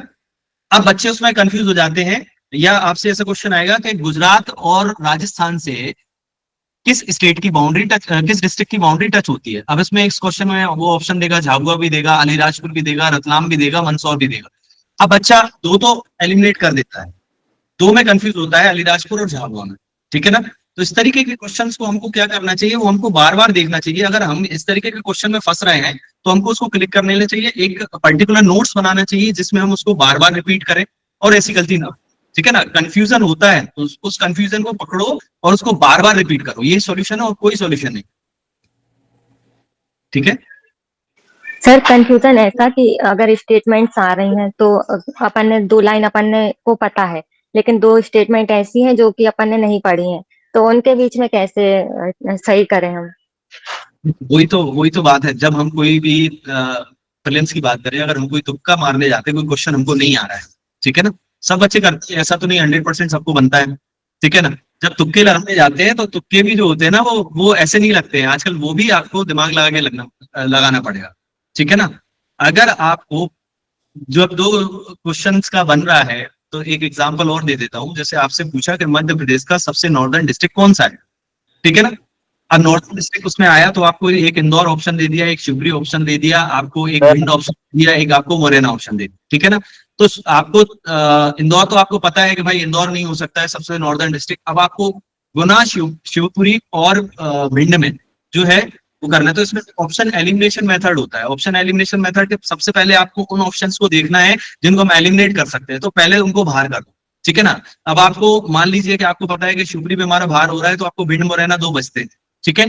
अब इसमें तो अगर आपको टोटली ब्लैंक हो तो उसका आंसर वो पर आपकी किस्मत डिपेंड करती है कि आप 50-50% चांसेस है, या तो यस होगा या नो होगा। आप ये सोचोगे इंस्टेंट ऐसा कोई जादू हो जाए और हमको वो याद हो जाए, तो वो तो होता नहीं है, ठीक है ना। तो इन 2 में कंफ्यूजन है, पर हाँ ये 2 ऑप्शन आप एलिमिनेट कर दोगे तो आपके प्रायोरिटी बढ़ जाएगी आपकी, है ना। जो आपकी आंसर प्रायोरिटी है कि 50% हो सकता है कि आपका सही हो जाए, तो वो तुक्का बेस्ड भी होता है कुछ, और यहाँ आपकी किस्मत काम करती है, ठीक है। तो या तो पूरी चीजों को इस तरीके से पढ़ लो कि गलती की गुंजाइश ही ना हो, ठीक है। उतने प्रैक्टिस करके जाओ कि बहुत सारे लोगों का ऐसा होता है कि प्रीलिम्स उनके लिए बिल्कुल ऐसा होता है, बाएं हाथ का खेल होता है, वो उतना रट के बैठे होते हैं, उनके लिए कोई टफ नहीं होता है, ठीक है ना। तो उसके लिए वो लोग यही करते हैं, प्रैक्टिस करते हैं, ठीक है ना। तो आप प्रैक्टिस करिए, वही एक सॉल्यूशन है। और जब क्वेश्चन कोई नहीं बनता है तो एलिमिनेशन मेथड यूज करिए, जितना आप पहले ऑप्शन हटा सकते हैं उनको हटाइए, ठीक है ना। Okay sir, thank you. Sir जो एनसीईआरटी है वो 8 से लेकर 10 तक पढ़नी है या फिर 10, 11 किसकी पढ़नी है? 6 से लेकर 10 तक तो पढ़ना ही पढ़ना है, और उसके बाद आप देखिए 11th की भी कुछ एनसीईआरटी काम की हैं जिनमें आपको जो आपके सिलेबस के अकॉर्डिंग उनको पढ़िए, ठीक है ना। 11th 12th में जो एमपी बोर्ड से क्लास 6 से लेकर के 12th तक चले पैटर्न 6 to 12 मैडम। जी okay, thank you madam. 11th 12th में आप सिलेबस मैच कर लेंगे कौन कौन से पार्ट है। अब जैसे वर्ल्ड हिस्ट्री वाला पार्ट है वो हट गया है, तो वो आपको पढ़ने की जरूरत नहीं है, ठीक है ना। तो उनको जो टॉपिक आपके नहीं है उनको आप एलिमिनेट कर दें, बाकी आप अकॉर्डिंग टू सिलेबस पढ़ें।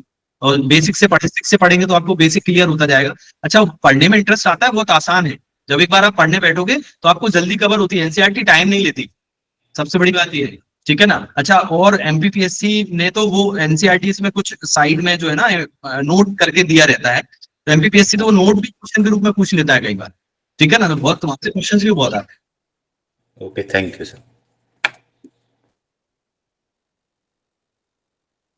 एक एनसीईआरटी की एक और बहुत अच्छी, जब हम लोग मेंस की तैयारी करते थे तो एनसीईआरटी के जो लैंग्वेज, जिस तरीके से लैंग्वेज में कीवर्ड्स जो होते हैं, अगर आप वो ही आप कोड कर दोगे तो बहुत ही अच्छा मेंस में आपको फायदा मिलेगा। तो लर्ड बोर्ड की भी पढ़ते थे।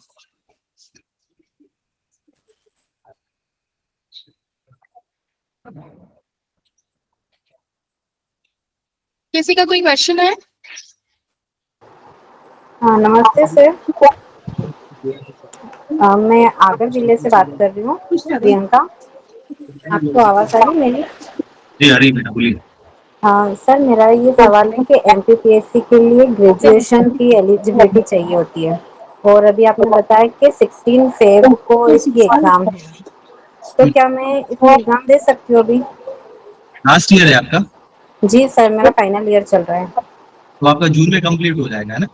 जी लास्ट ईयर एस्पिरेंट दे सकते हैं मैम, ठीक है ना? दे सकते हैं। हाँ बिल्कुल दे सकते हो, लास्ट ईयर एस्पिरेंट को आप दे सकते हो, जून में आपका डिग्री कंप्लीट हो जाएगा, क्योंकि जब आपका डॉक्यूमेंट वेरिफिकेशन होगा उससे पहले आपके मार्कशीट आपके हाथ होना चाहिए, ठीक है ना? जी ठीक, थैंक यू सर। और एज लेकिन आप याद रखिएगा 21 मिनिमम एज होना चाहिए, है ना? 21। जी, उससे पहले नहीं दे पाएंगे। हाँ सर, उसके ऊपर ही।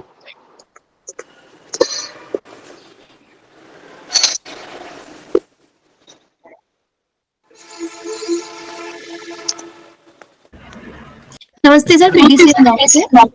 जी नमस्ते सर अभी जो 16 फेब को एग्जाम होने वाला है, उसके लिए थोड़ा सा स्ट्रेटेजी बताएंगे कि मेंस को लेते हुए प्रीलिम्स की तैयारी, तो कितने घंटे हम मेंस को दें या कौन सा सब्जेक्ट हम प्रीलिम्स के साथ में हम करें उसको? के लिए आप क्या कर सकते हैं, सबसे आसान टास्क जो है वो पहले प्रीलिम्स का सिलेबस उठाइए, मेंस का सिलेबस जी। उठाइए, ठीक है ना? उन दोनों में कॉमन टॉपिक्स देखिए। हमको जैसे अभी हम बोले कि अभी एथिक्स आपको पढ़ना है, एथिक्स पर प्रीलिम्स में आता नहीं है, तो भी आप उसको ड्रॉप कर दीजिए, ठीक है ना? अभी हमको वही टॉपिक लेना है जो हमारे प्रीलिम्स में है और मेंस में कॉमन टॉपिक्स, ठीक है ना? तो आप उन कॉमन टॉपिक्स को पढ़ लीजिए, और चूंकि डेप्थ में पढ़ना ही है, प्री मेंस का अलग तैयारी नहीं होता है, ठीक है ना? जी जी जी। आप बुक पढ़ोगे, आप जब हिस्ट्री पढ़ोगे तो आप अरे मुगल भी पढ़ोगे, तो राजपूत भी पढ़ोगे, आप मराठा भी पढ़ोगे आप, ठीक है? तो सारी चीजें हैं, ठीक है ना? तो आप उनको एक कॉमन सिलेबस बनाइए, और उस कॉमन सिलेबस को जो प्री में है टॉपिक और जो मेंस में कॉमन है उनको सबसे पहले पढ़िए, ठीक है ना? तो आप दोनों चीज हो जाएंगे, और उसमें मुझे लगता है 70% तक आपका मेंस का सिलेबस कंप्लीट हो जाएगा। जो शुरुआत के 3 पेपर है वो 70-80% कंप्लीट हो जाएगा। जी sir, okay, thank you sir.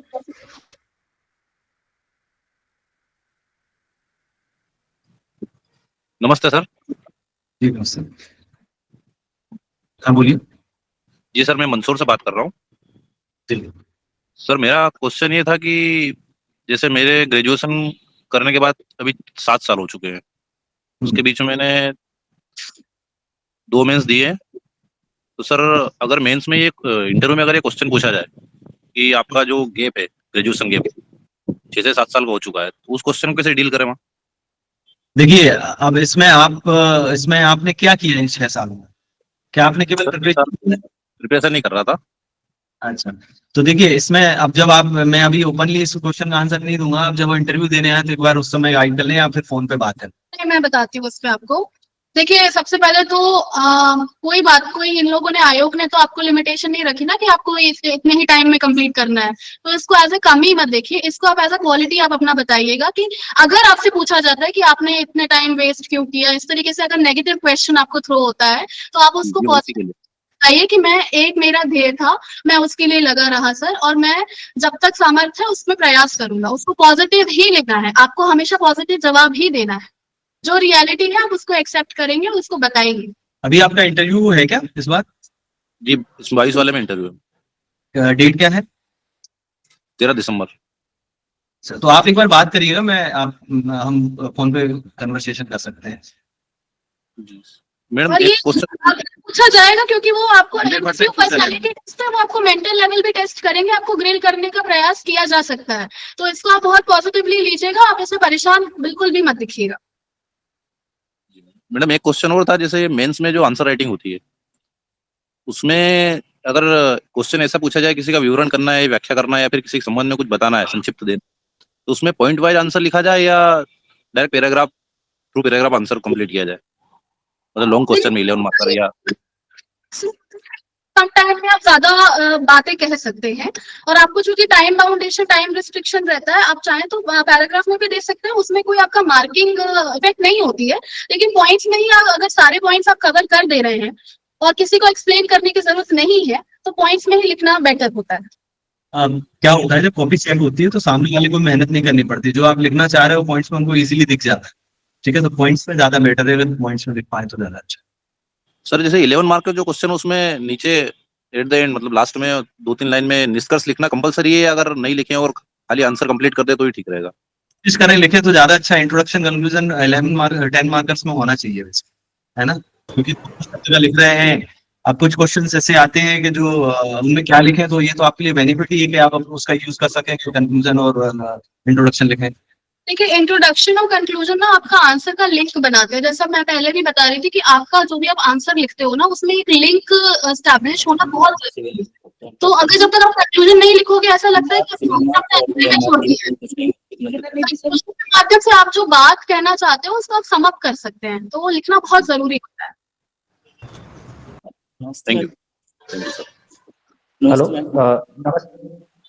नमस्ते हेलो जी अजय जी।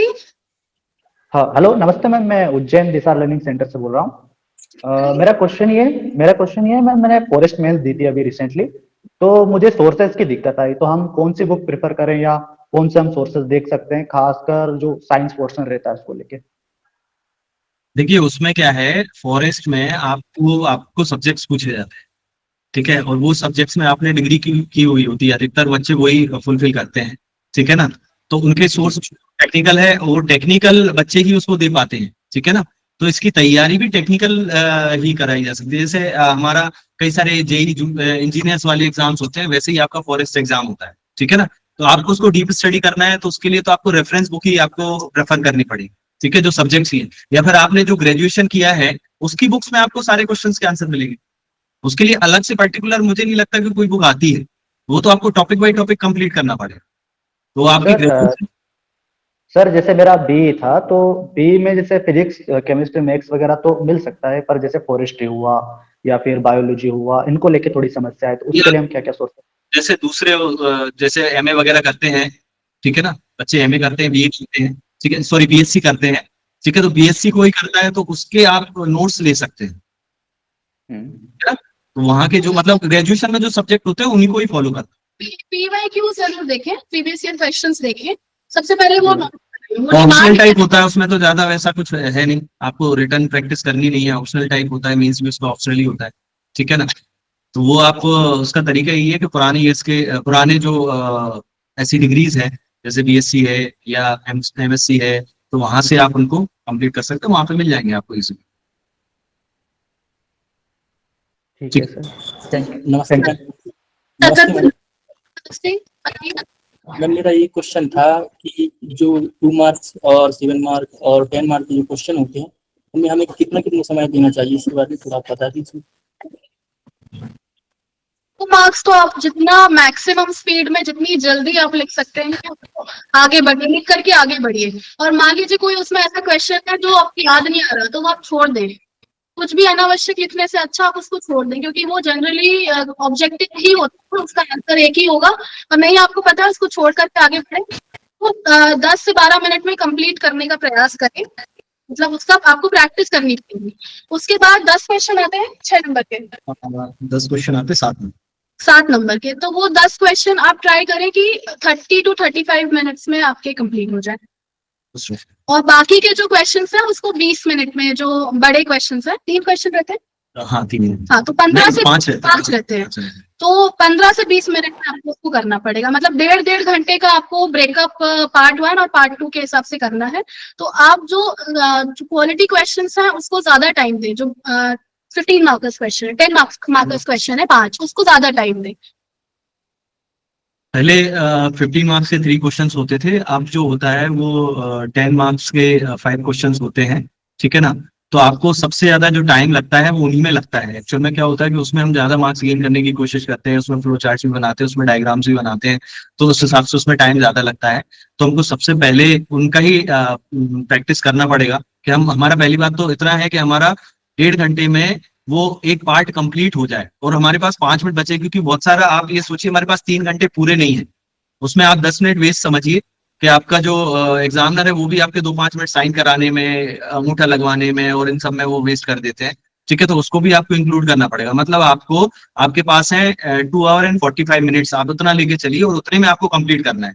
तो आप डिवाइड कर लो कि आपको किस पोर्शन को कितना टाइम देना है। जैसे 10 मिनट मोर देन सफिशियंट है 2 मार्क्स के लिए, क्योंकि पहले वर्ड लिमिट जो वर्ड लिमिट दी है वो मैक्सिमम वर्ड लिमिट है, आप इसको माने कि 60 वर्ड में लिखना है जो 7 मार्कर्स क्वेश्चन है, तो वो आपकी मैक्सिमम है 60 वर्ड लिमिट, आप उसको कम भी कर सकते हो, ठीक है। बहुत ज्यादा लिखने की नहीं। बच्चे क्या करते हैं, एक क्वेश्चन को पेज भरने की कोशिश करते हैं कि इसको हम पूरा कंप्लीट कर दें, ठीक है ना। तो ऐसा नहीं कि उससे मार्क्स मिलना है आपको जो क्वेश्चन पूछा गया है उसका सीधा सीधा आंसर देके भी आप उसको कर सकते हो। उसमें पूरा सेंटेंस मेकिंग की भी आवश्यकता नहीं होती 2 मार्क्स में, ठीक है। तो आप उसको जल्दी से कंप्लीट करें 2 मार्क्स क्वेश्चन को, और आप जो 5 क्वेश्चन आपके 10 मार्क्स से हैं उनमें मैक्सिमम आप 30 मिनट्स ले सकते हैं, ठीक है ना। और बाकी का जो बचा हुआ टाइम है वो आप 7 मार्क्स लगाएंगे। 30 मिनट्स में 5 क्वेश्चन, इसके लिए प्रैक्टिस चाहिए आपको, इसके लिए आपको अच्छी प्रैक्टिस चाहिए। और आपको मेरे हिसाब से क्वेश्चन लिखने से पहले आप बड़ा वाला क्वेश्चन लिख रहे हो तो कुछ सेकंड आप सोचें भी, एक अपने माइंड में स्ट्रक्चर बना लें कि मैं ये पॉइंट्स इंक्लूड करूंगा और उसमें इस तरीके से सम अप करूंगा। तो वो आप थोड़ा सा टाइम देंगे, ये आपको बेनिफिट ही करेगा, या क्वालिटी टाइम माने इसको। देखिए मेंस तो आपका प्रैक्टिस बेस्ड ही है पूरा। अगर आपने प्रैक्टिस नहीं की तो आप कितना भी पढ़ के चले जाओ, आपको कितना भी नॉलेज हो, आपका सिलेक्शन नहीं होगा, आंसर हम कंप्लीट कर ही नहीं पाएंगे, क्योंकि हमारा माइंड मेकअप उस हिसाब से नहीं है। जब हम प्रैक्टिस करते हैं ना तो हमारा माइंड में थॉट्स आते हैं, और अगर हम किसी चीज की प्रैक्टिस, अभी तो मैं एक जनरल सा क्वेश्चन पूछ लूँ, डिस्क्राइब योरसेल्फ, तो आप उसमें 200 शब्द लिख देंगे क्या? मैं भी बोल दूं तो उसमें ही आप 10 मिनट 15 मिनट बच्चे लगा देंगे, ठीक है, एक क्वेश्चन में। तो वो क्योंकि हमने कभी लिखा नहीं उसको, कभी अगर इसको आप हैबिचुअल हो इस चीज के लिखने के तो आप तुरंत 5 मिनट में लिख दोगे। तो वो चीज है, आपको उसके लिए प्रैक्टिस ही करना पड़ेगा, और कोई तरीका नहीं है इसका। आप जब जितना प्रैक्टिस करोगे आपको ऑटोमेटिक समझ में आने लगेगा। कुछ क्वेश्चनों को बड़े से छोटा करना भी बहुत टफ टास्क होता है। बच्चे बड़े क्वेश्चन को भी छोटा, कई बार ऐसा हो जाता है कि ऐसा क्वेश्चन आ जाता है जो 10 मार्क्स में आना चाहिए लेकिन वो 7 मार्क्स में आ जाता है, ठीक है। तो उसमें हम ज्यादा लेंथी लिखने की कोशिश करते हैं और हमारा जो टाइम दूसरे क्वेश्चन में देना चाहिए वो क्वेश्चन खा जाता है, ठीक है ना। तो इन चीजों को ध्यान रखें, ये प्रैक्टिस से ही होगा बेटा, ओनली प्रैक्टिस। मेंस केवल प्रैक्टिस बेस्ड है, ठीक है ना। तो जितना प्रैक्टिस करोगे उतना अच्छा है। Okay sir. सर नमस्कार sir, Disha learning centre Rajgarh से। सर हमारे बच्चों की ये समस्या रहती है सर, एमपी से संबंधित है सर मेरा प्रश्न। मध्य प्रदेश सर भौगोलिक और सांस्कृतिक दृष्टि से अत्यंत समृद्ध है और इसी से अधिकतर प्रश्न आते हैं सर। भौगोलिक और सांस्कृतिक जो पार्ट है इसका वो तो हमेशा अपरिवर्तित ही रहता है अधिकतर, लेकिन पहले सर पुस्तकें कुछ आती थी शासकीय प्रकाशन की, जैसे ये माध्यम प्रकाशन की जो मध्य प्रदेश संदर्भ आती थी, आगे आए लाभ उठाएं, और भी हिंदी ग्रंथ अकादमी की आती थी, लेकिन काफी समय से सर इनका परिनिष्ठित और परिवर्तित नहीं किया, ये छपी नहीं है सर काफी समय से। तो सर ये जो समसामयिक नॉलेज है इसकी तैयारी सर कैसे करें बच्चे? और इसके लिए अलग अलग जो है राइटर्स की अलग अलग बहुत सारी, आजकल तो आपको पता है हम लोग के टाइम ऐसा नहीं होता था, हम पूरी बुक मिलती थी, लेकिन आजकल क्या कर दिया है कि आपको यूनिट वाइज भी नोट्स मिल रहे हैं, ठीक है ना। कि जिस यूनिट का जो सिलेबस है उतना ही आप उसको ले लें और उसको पढ़ लें, तो बेसिक नॉलेज आपको वहां से हो सकती है, ठीक है ना। तो हिंदी ग्रंथ अकादमी ने अभी रिसेंटली एक बुक भी निकाली थी, लेकिन वो प्रीवियस सिलेबस से बेस्ड है, बट टॉपिक बहुत सारे इसमें कवर करता है। पूरा एमपीपीएससी बुक निकाला था, उसका नाम मेरे को भी याद नहीं है, क्योंकि वो मैंने भी देखा था। लेकिन एक चीज और मैं बता दूं, कोई भी आप बुक पढ़ते हैं थोड़ा सा उसमें गलतियों को देख के पढ़ें। सारी गलतियां बुक्स में होती हैं, अपडेटेड नहीं होती हैं।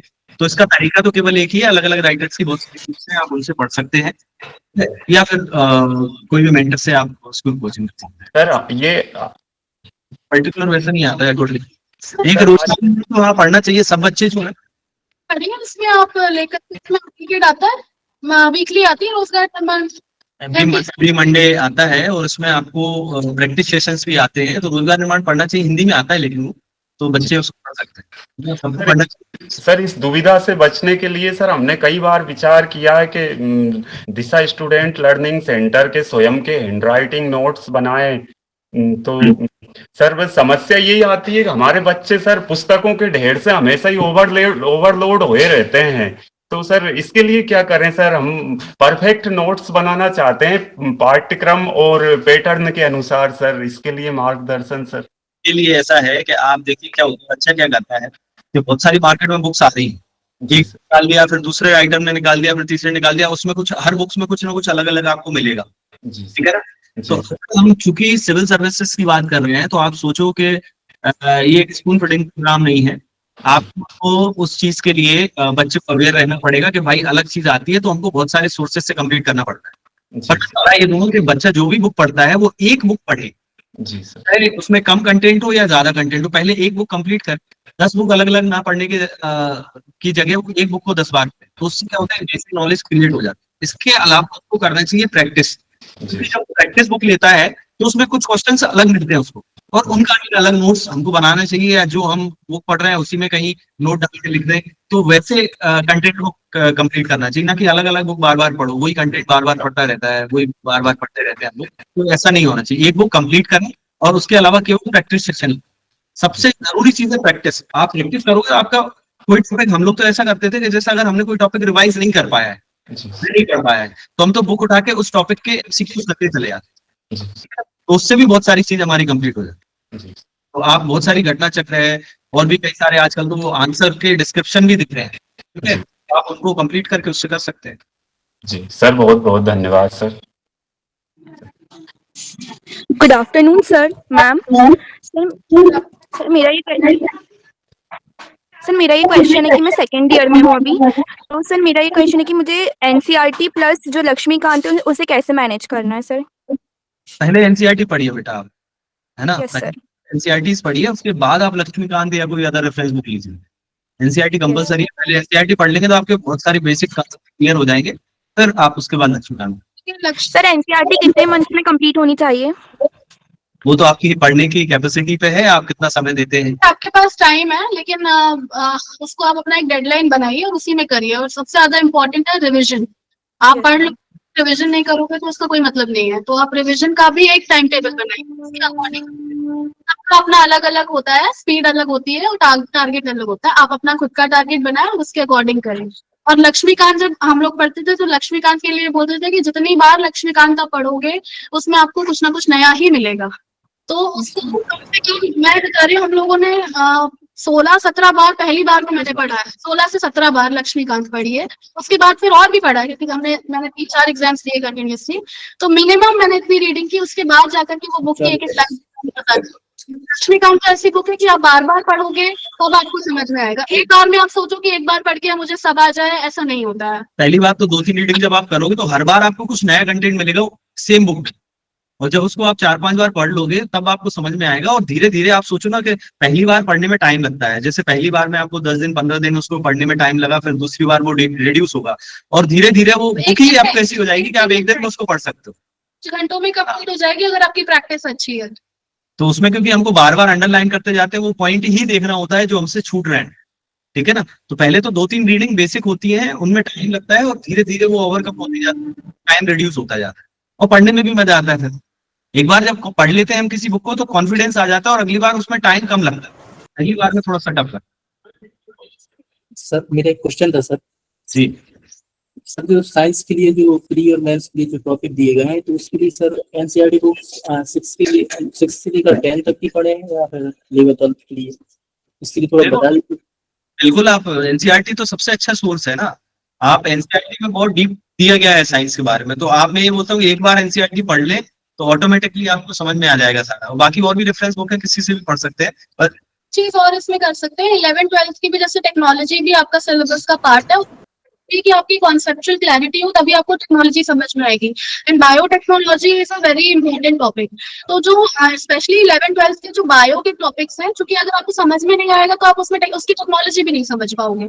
तो वो ऐसे जो टॉपिक्स हैं जिसके बेसिक समझना बहुत ज्यादा जरूरी है टेक्नोलॉजी में, वो वाले टॉपिक्स आप 11-12 की एनसीईआरटी से भी कवर कर सकते हैं। प्रीलिम्स का तो आप किसी से भी, प्रीलिम्स का तो साइंस आप जो है उसमें लीफ जैसा भी कवर कर सकते हो, लेकिन आपको चूंकि मेंस देना है और उसके लिए क्लियर करना है तो एनसीईआरटी तो आप सबसे बेसिक फॉर्मेट है। ये तो आपका पहला की है जो आप अगर एंटर करते हो सिविल सर्विसेज तो आपको पढ़ना चाहिए। सभी सब्जेक्ट का महत्वपूर्ण है, केवल साइंस का नहीं।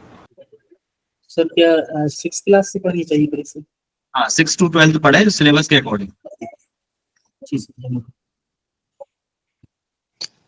हेलो जी नमस्ते बताइए। सर। मेंस में सर हैंड राइटिंग की भूमिका क्या रहती है सर? क्योंकि जैसे हम स्टार्ट करते हैं मेंस में लिखना सर, तो हैंड राइटिंग अच्छी रहती है, तो जैसे जैसे हम सर मेंस पेपर में आगे बढ़ते जाते हैं तो हमारी हैंड राइटिंग खराब होती जाती है क्योंकि टाइम की कमी की वजह से। इस बारे में मार्गदर्शन करें सर।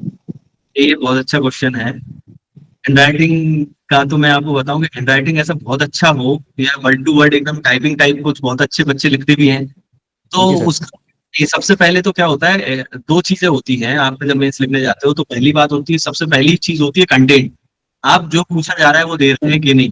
दूसरी चीज होती है आंसर लिखने की एबिलिटी, ठीक है ना? तो प्रेजेंटेशन होता है उनका, वो मैटर करता है।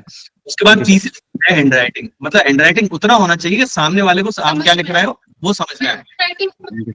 सेलेक्ट नहीं होता मैडम की हैंड राइटिंग जो थी ये बिल्कुल आप ध्यान उसमें निकाल दीजिए, ये सभी लोग का होता है, जल्दीबाजी में थोड़ा बहुत हैंड राइटिंग ऊपर नीचे होती है, समझ में आना चाहिए। और आपका सर कंटेंट होनी लिखते चाहिए। समय सर हैंड राइटिंग खराब हो जाती है सर, कितना भी कोशिश करें स्पीड में लिखते हैं तो हैंड राइटिंग खराब हो जाती है सर, नहीं समझ में आता कहीं कहीं। अभी तो सोचो आप 3 घंटे की प्रैक्टिस एक साथ करते हो, फिर आपको 6 दिन वही चीज रिपीट करना है। जी सर। ठीक है ना। देखिए मैंने तो उस कंडीशन में पेपर दिया है, मैंने 2013 मेरा पहला अटेम्प्ट था और उसमें 2 ऑप्शनल होते थे और दोनों ऑप्शनल जो ऑप्शनल पेपर होता था उसके पेपर एक ही दिन में दो पेपर होते थे, तो मतलब 6 घंटे लिखना पड़ता। सर 2 मार्क्स और 2 मार्क्स स्पीड में लिखते हैं तो सही सही रहता है, 5 मार्क्स 50 मार्क्स लिखते लिखते सर खराब हो जाता है, 11 मार्क्स लिखते। तो इसका आपको देखो सिलेक्शन चाहिए तो सब चीजें मैनेज करना पड़ेगा। जी सर। कुछ कि नहीं हम एंड में जाके बिगड़ जाता है तो उस पर काम करें, क्योंकि नहीं तो सिलेक्शन नहीं होगा। ठीक है ना। आपको उतना होना चाहिए कि आपको सामने समझ में आए, और लिख नहीं पा रहे हैं इसका मतलब ये कि प्रैक्टिस नहीं है। आप प्रैक्टिस करिए। आयोग ने इसलिए इतना वर्ड लिमिट दिया है कि आप इसलिए उसको पाएं। ऐसा नहीं है कि आप कोई नहीं लिख पा रहा होता तो वो आयोग उतना देता भी नहीं। ठीक है ना। उन्होंने इतनी वर्ड लिमिट दी है कि आप आसानी से बहुत सारे बच्चे उसको कंप्लीट करते हैं, लेकिन प्रैक्टिस करिए। और आपको ऐसा नहीं कि एक फेज बिगड़ जाए एक फेज सही हो जाए तो सिलेक्शन हो जाएगा। आपको हर फेज पे ध्यान देना है, आपको 7 मार्कर्स पे भी ध्यान देना है, आपको 10 मार्कर्स पे भी देना है, आपको 2 मार्कर्स पे भी देना है, तब आप सिलेक्शन ले पाएंगे। ठीक है ना। सर एक टाइम मैनेजमेंट एग्जाम हॉल में सर टाइम मैनेजमेंट एक बहुत बड़ा चैलेंज रहता है सर कि टाइम मैनेजमेंट कैसे करें। उसके लिए आप जो स्ट्रेंथ होती है ना वो मैटर करती है कि आपने प्रैक्टिस कितनी की है। जैसे अभी हमने क्वेश्चन देखा और हमने क्वेश्चन देखने से हमारे माइंड में जो है 4 पॉइंट्स आ गए और हमको इजीली लिख लेंगे। अगर हमको उसको सोचना पड़ रहा है तो टाइम मैनेजमेंट नहीं होगा। ठीक है ना। 2 चीजें, एक तो हर क्वेश्चन में जितना पूछा जाए उतना ही लिखे, अपनी मर्जी से लिखने की आवश्यकता नहीं है। तो वो 2 क्वेश्चन का टाइम एक क्वेश्चन में नहीं लगाना है। ठीक है ना। और दूसरा हमारी प्रिपरेशन कितनी अच्छी है, प्रैक्टिस कितनी है, उस पर डिपेंड करता है। इजीली टाइम मैनेजमेंट होता है अगर आपकी प्रैक्टिस बहुत अच्छी है तो। ठीक है ना। तो प्रैक्टिस ही एक ओनली सॉल्यूशन है आपके टाइम मैनेजमेंट का। आप बिल्कुल प्रैक्टिस करिए। आप पहले 1.5 आवर्स का अपने घर पे ही अपनी वॉच पर लगाइए टाइम टेबल और कोई पुराना पेपर स्टार्ट कर दीजिए। उसमें जितने क्वेश्चन छूट रहे हैं उतना टाइम कम करके हम उसको कितने में कर पा रहे हैं वो मैनेजमेंट करिए।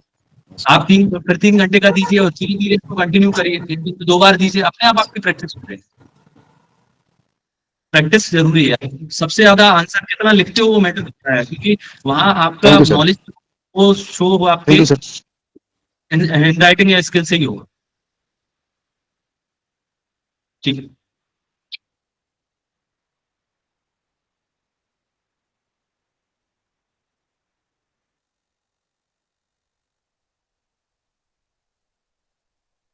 किसी और का कोई क्वेश्चन है?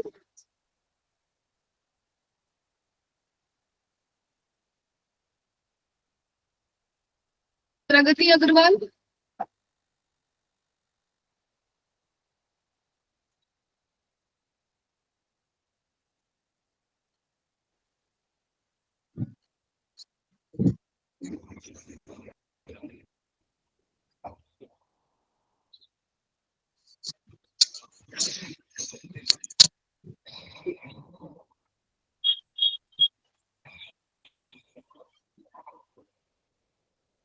राकेश जी आप जी नमस्ते मैम। नमस्ते, आप कुछ कहना चाह रहे हैं? जी 9 बटालियन लर्निंग सेंटर से बोल रहा हूँ।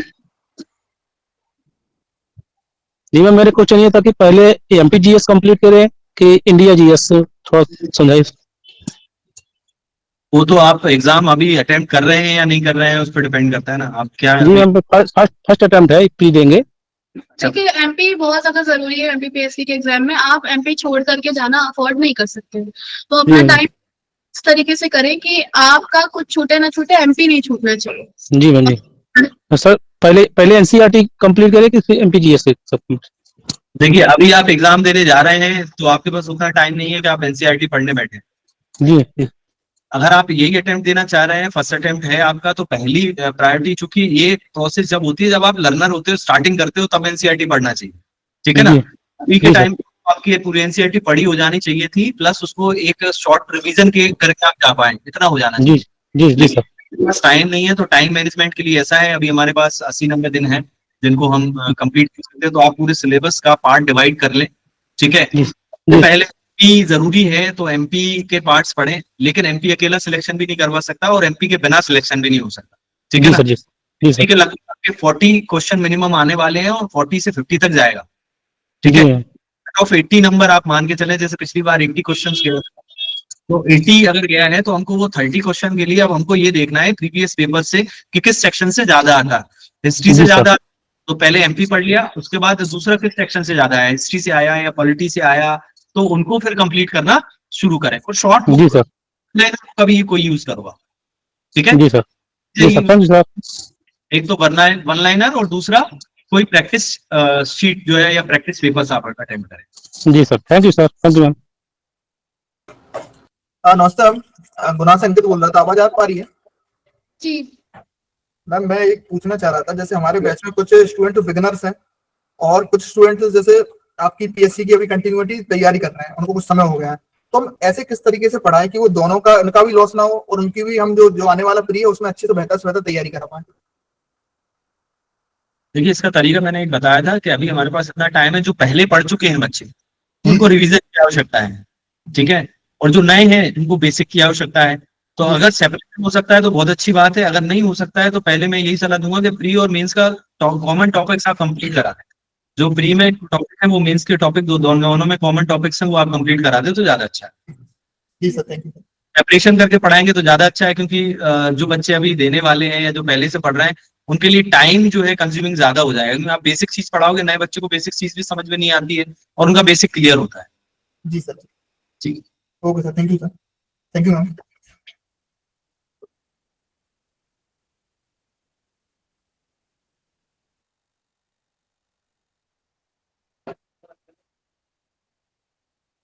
और किसी का कोई क्वेश्चन है? Anything related to mains and interview?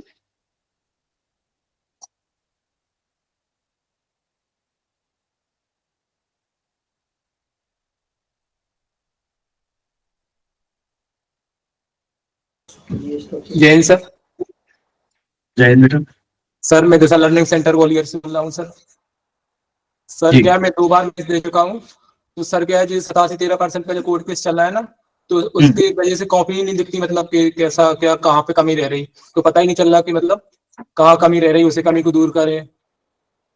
इसके लिए अभी चूंकि कॉपी दिखेंगी भी नहीं जब तक पूरा रिजल्ट नहीं आ जाता, तो आपका बेसिक तरीका यही है कि आप अपने कोई मेंटर से पूछें, जैसे मैम है या कोई और भी सिलेक्टेड पर्सन्स हैं आपके आसपास जिनसे आप कनेक्ट हो, आप उनको अपना आंसर लिख के भेजें, वो उनकी उसमें आपकी गलतियां बताएंगे कि आप क्या गलतियां कर रहे हो, क्योंकि हमको उस क्वेश्चन में क्या आंसर लिखना है वो समझ में नहीं आता है, वो हमारा कोई मेंटर ही बता सकता है, ठीक है। वही तो कुछ पता ही नहीं चल रहा है कि मतलब कौन सा सब्जेक्ट वीक रह रहा है, कहाँ पे कमी रह रही, ना तो नंबर्स हो गए ना कॉपी दिख रही है।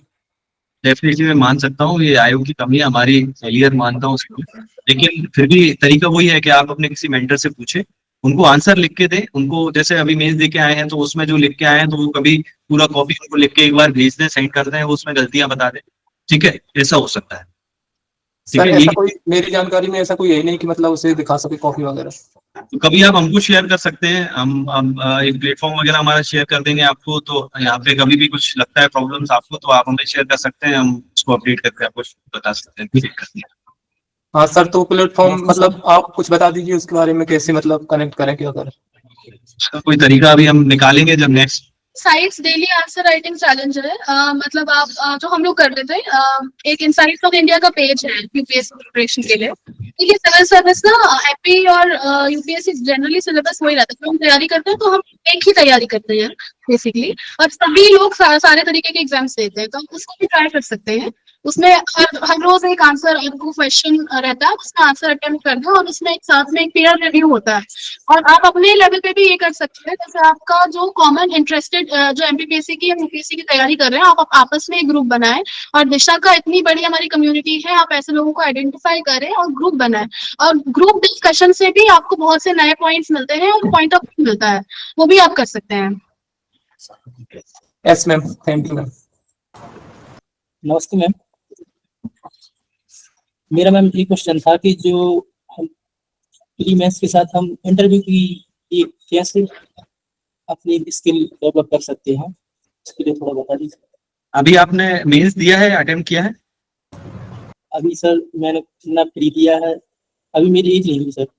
अच्छा, तो ठीक है बेटा, अभी आप क्या करिए, पहले प्री मेंस पे फोकस करिए, और मेंस के लिए अब इंटरव्यू की बात करें तो इंटरव्यू जो होता है ना वो आपका पर्सनैलिटी टेस्ट होता है।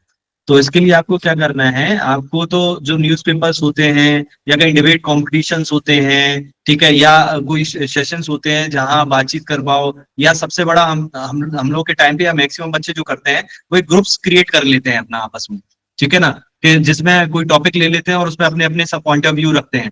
तो वो चीज आप कर सकते हो, ठीक है ना, वो इंटरव्यू की प्रिपरेशन के लिए। लेकिन पहले प्री मेंस जब नॉलेज ही नहीं होगा तो आप बोलोगे कैसे? तो पहले तो नॉलेज लेना, नॉलेज गेन करना है ना, इन्फॉर्मेशन ही नहीं है तो हम उसके बारे में बताएंगे कैसे, ठीक है ना। देखिए बेसिक इन्फॉर्मेशन जरूरी है, उसके लिए मेंस और प्री की तैयारी पहले। देखिए इंटरव्यू ना कोई अलग चीज नहीं है। जब आप एक माइंडसेट लेके चलते हैं कि हमें एक ऑफिसर बनना है, सिविल सर्वेंट बनना है, तब से डे 1 से आपकी इंटरव्यू की तैयारी भी चालू हो जाती है। Interview is nothing but a personality test. तो जब हम तैयारी करते थे तो आपने सुना होगा एक मैनिफेस्टेशन होता है कि हम वैसे ही सोचना चालू करते हैं। सपोज आप इस तरीके से सोचे कि मैं एक ऑफिसर हूँ, और जब हम एथिक्स पेपर पढ़ते हैं तो आपको पता होता है कि एक ऑफिसर में क्या क्या ऑफिसर लाइक क्वालिटीज होनी चाहिए।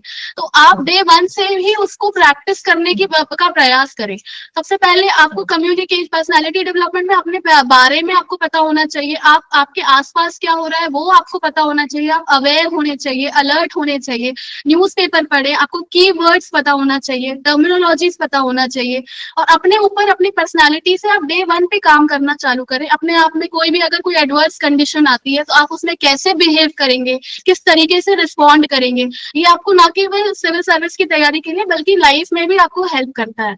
तो आप डे 1 से अपने ऊपर काम, अपनी पर्सनालिटी पे काम करना चालू कर सकते हैं।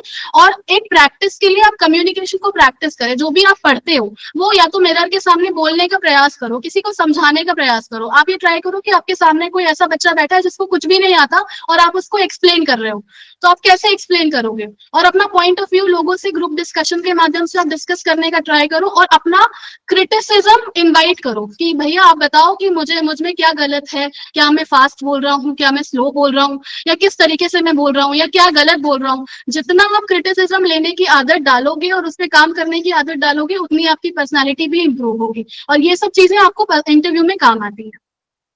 क्लियर है? जी मैम, मैं अभी 2-3 साल से मैं पढ़ रहा हूँ, प्री मेंस की भी तैयारी कर रहा हूँ, तो पेपर बस नहीं दिया मैंने। तो मैं ये जानना चाहता था कि कुछ ऐसे क्षेत्र होते हैं ना जहाँ इंटरव्यू में क्वेश्चन करते हैं क्षेत्रों से, जैसे हमारी संस्कृति से रिलेटेड काइंड नहीं होता।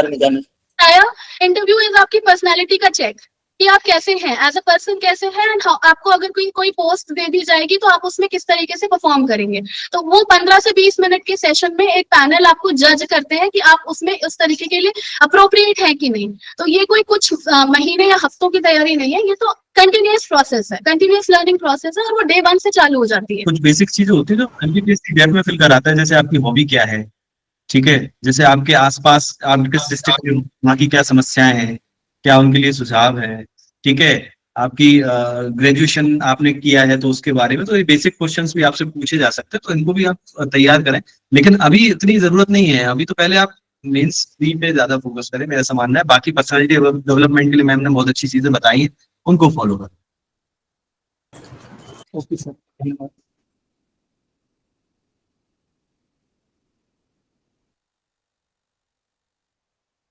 किसी का और कोई क्वेश्चन है?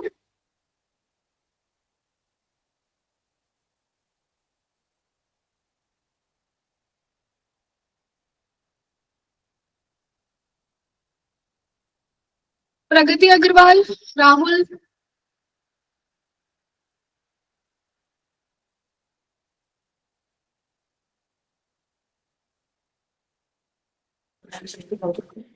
मैम हम डिस्ट्रिक्ट हरदा से हैं।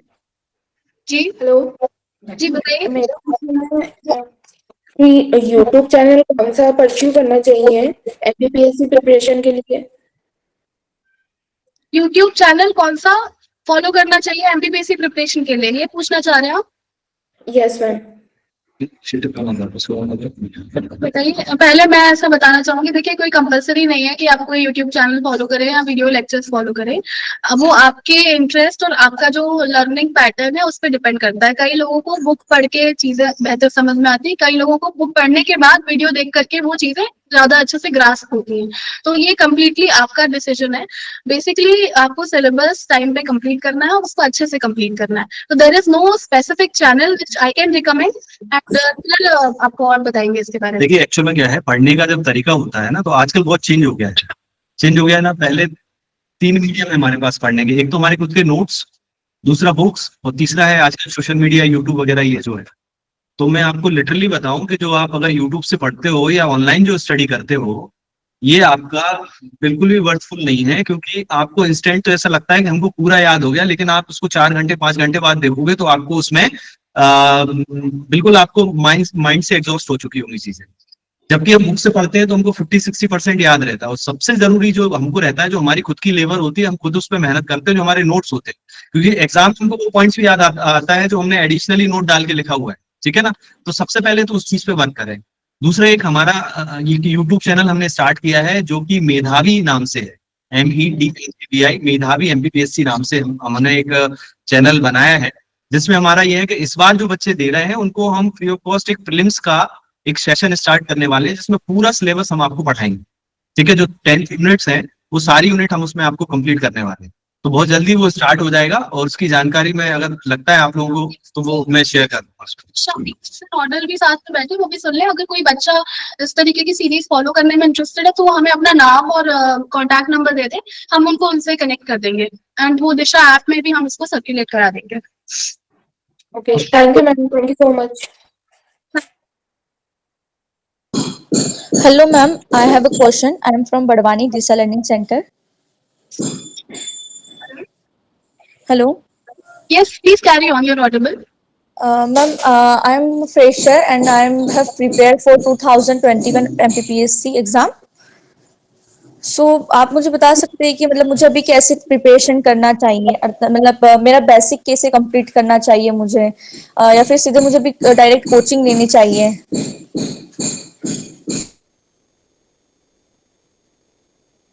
हर्षिता, आपको कब एग्जाम देना है?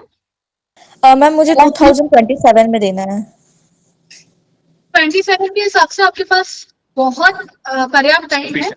वेस्ट करने के लिए टाइम नहीं है, लेकिन प्रिपेयर करने के लिए मोर देन सफिशिएंट टाइम आपके पास है। तो आप सबसे पहले तो you just start from the basics. Basics में क्या आता है, जैसे कि हम लोगों ने कोई भी सिविल सर्विस की प्रिपरेशन आप किसी भी एक्सपर्ट से पूछेंगे तो सबसे पहले वो बताते हैं कि आप एनसीईआरटी पढ़ें, और जब आप एनसीईआरटी पढ़ रहे हैं उसको थॉरली पढ़ें, नोट्स बनाएं, ठीक है। उसको बिल्कुल आप और उसका रिविजन का भी टाइमलाइन सेट कर ले। First revision, second revision, third revision. Third revision के बाद आप देखेंगे कि आपको चीजें अपने आप कंठस्थ होना चालू हो जाती है। तो हर चीज का आप एक टारगेट बनाइए। आप प्लान, सबसे पहले आप प्लानिंग पे काम करिए और सिलेबस पढ़िए। जो भी आपको एग्जाम देना है, यूपीएससी देना है, एमपीपीएससी देना है, आप डेली उसका सिलेबस पढ़िए और एक माइक्रो लेवल प्लान बनाइए और एक मेजर प्लान बनाइए। मेजर प्लान में आप मोटा मोटा बनाएंगे कि मुझे 1 साल में अपना पूरा सिलेबस विथ रिविजन कंप्लीट करना है, ठीक है। तो उसमें आपको फिर आप उसको सब प्लान्स में डिवाइड करेंगे और फिर सब्जेक्ट माइक्रो लेवल प्लान बनाइए। जैसे मुझे एनसीईआरटी इतने से इतने टाइम में कंप्लीट करना है, इस सब्जेक्ट की इतने से इतने टाइम में कंप्लीट करना है। फिर आप सब्जेक्ट वाइज चले, धीरे धीरे सब्जेक्ट का आप शेड्यूल बनाइए और प्लान बनाइए। और ऐसा कुछ कंपलसरी नहीं है कि आप आपको कोचिंग रेफर करनी है। आप घर बैठ करके बेसिक गाइडेंस आप कर सकते हैं। ये मैं नहीं कहूंगी कि आप खुद अपने लंबे कर सकते हैं, आपको थोड़ा बहुत हल्का गाइडेंस की रिक्वायरमेंट होती है, तो उसके लिए आप चाहे तो कोचिंग भी रेफर कर सकते हैं, या आप हमसे भी कनेक्ट कर सकते हैं। अन्य कोई आप किसी एक्सपर्ट या किसी सिलेक्टेड के साथ जुड़े हैं तो आप उनसे भी कनेक्ट कर सकते हैं। तो आप बिल्कुल प्लानिंग के साथ चलें और try to stick to the plan and be consistent. ये आप बहुत अच्छे से करेंगे। और न्यूज़पेपर रिलीजियसली फॉलो करें, डेली करें। और जब आप न्यूज़पेपर पढ़ते हैं ना, तो उसको आप एक सबसे पहले इसमें पढ़ते हैं तो उसको, उससे जो मान लीजिए कोई टॉपिक आया, यूक्रेन रशिया के ऊपर मान लीजिए टॉपिक आया, तो वो प्लेसेस को ना आप जैसे न्यूज़पेपर पढ़ रहे हैं तो उसको मैप में भी देखना चालू करें और उसको विजुअलाइज करने का ट्राई करें। नेक्स्ट डे मान लीजिए रशिया यूक्रेन की न्यूज आएगी तो आपको वो प्लेस ध्यान में आना चाहिए, अच्छा मैंने कल ये पढ़ा था, मैप में वो वहां पे लोकेटेड है। आप इस तरीके से पढ़ेंगे तो आपको बेहतर तैयारी होगी और आपको याद भी चीजें रहेंगी। तो जो भी आप पढ़ो उसको मैप में या फ्लो चार्ट से विजुअलाइज करने का भी प्रयास करें। क्लियर है आपको? Okay ma'am, thank you.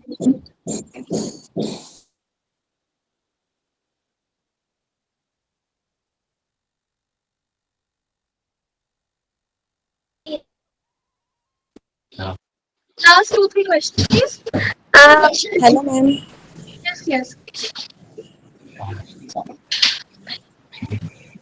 Ma'am मैं कक्षा मैम मैं राजस्थान बोल रही हूँ और मैं कक्षा 9th में पढ़ती हूँ। मुझे केवल MPPSC की तैयारी अभी से स्कूलिंग के साथ करना है, कैसे करें? 9th में तो आपके पास भी बहुत टाइम है। सबसे पहली एडवाइस आपके लिए है कि आप अपना जो 9th से आप पढ़ रहे हो उस पर ध्यान दो, क्योंकि जो आप ग्रेजुएशन के बाद के बच्चे 6th से पढ़ रहे हैं, NCERT पढ़ रहे हैं, तो आप भी जो अभी पढ़ रहे हो जो सोशल साइंस और ह्यूमैनिटी वाला कंटेंट है ना, आप उस पर ज्यादा ध्यान दो और अपना सोचने का होराइजन बढ़ाओ। कोई भी मान लीजिए टॉपिक है, आप उसको किस तरीके से सोच सकते हो, अपना ब्रॉड बढ़ाओ। वो कैसे आएगा? आपकी रीडिंग हैबिट से आएगा। तो कोई भी न्यूज़पेपर आप भी फॉलो कर सकते हो। बेसिक आप दैनिक भास्कर ही पढ़ो, और अगर कोई MP की न्यूज आ रही है तो उसको ध्यान से पढ़ो। आप अभी इतना कर सकते हैं। अभी आपको सिलेबस से पढ़ने की आवश्यकता नहीं, क्योंकि जब आप एग्जाम दोगे ना, जब तक तो सिलेबस भी हो सकता है एक आध बार चेंज हो जाए, ठीक है ना। तो अभी तो आपको अपना नॉलेज ब्रॉड करने का सोचना चाहिए कि किसी भी एस्पेक्ट में आप, ठीक है ना।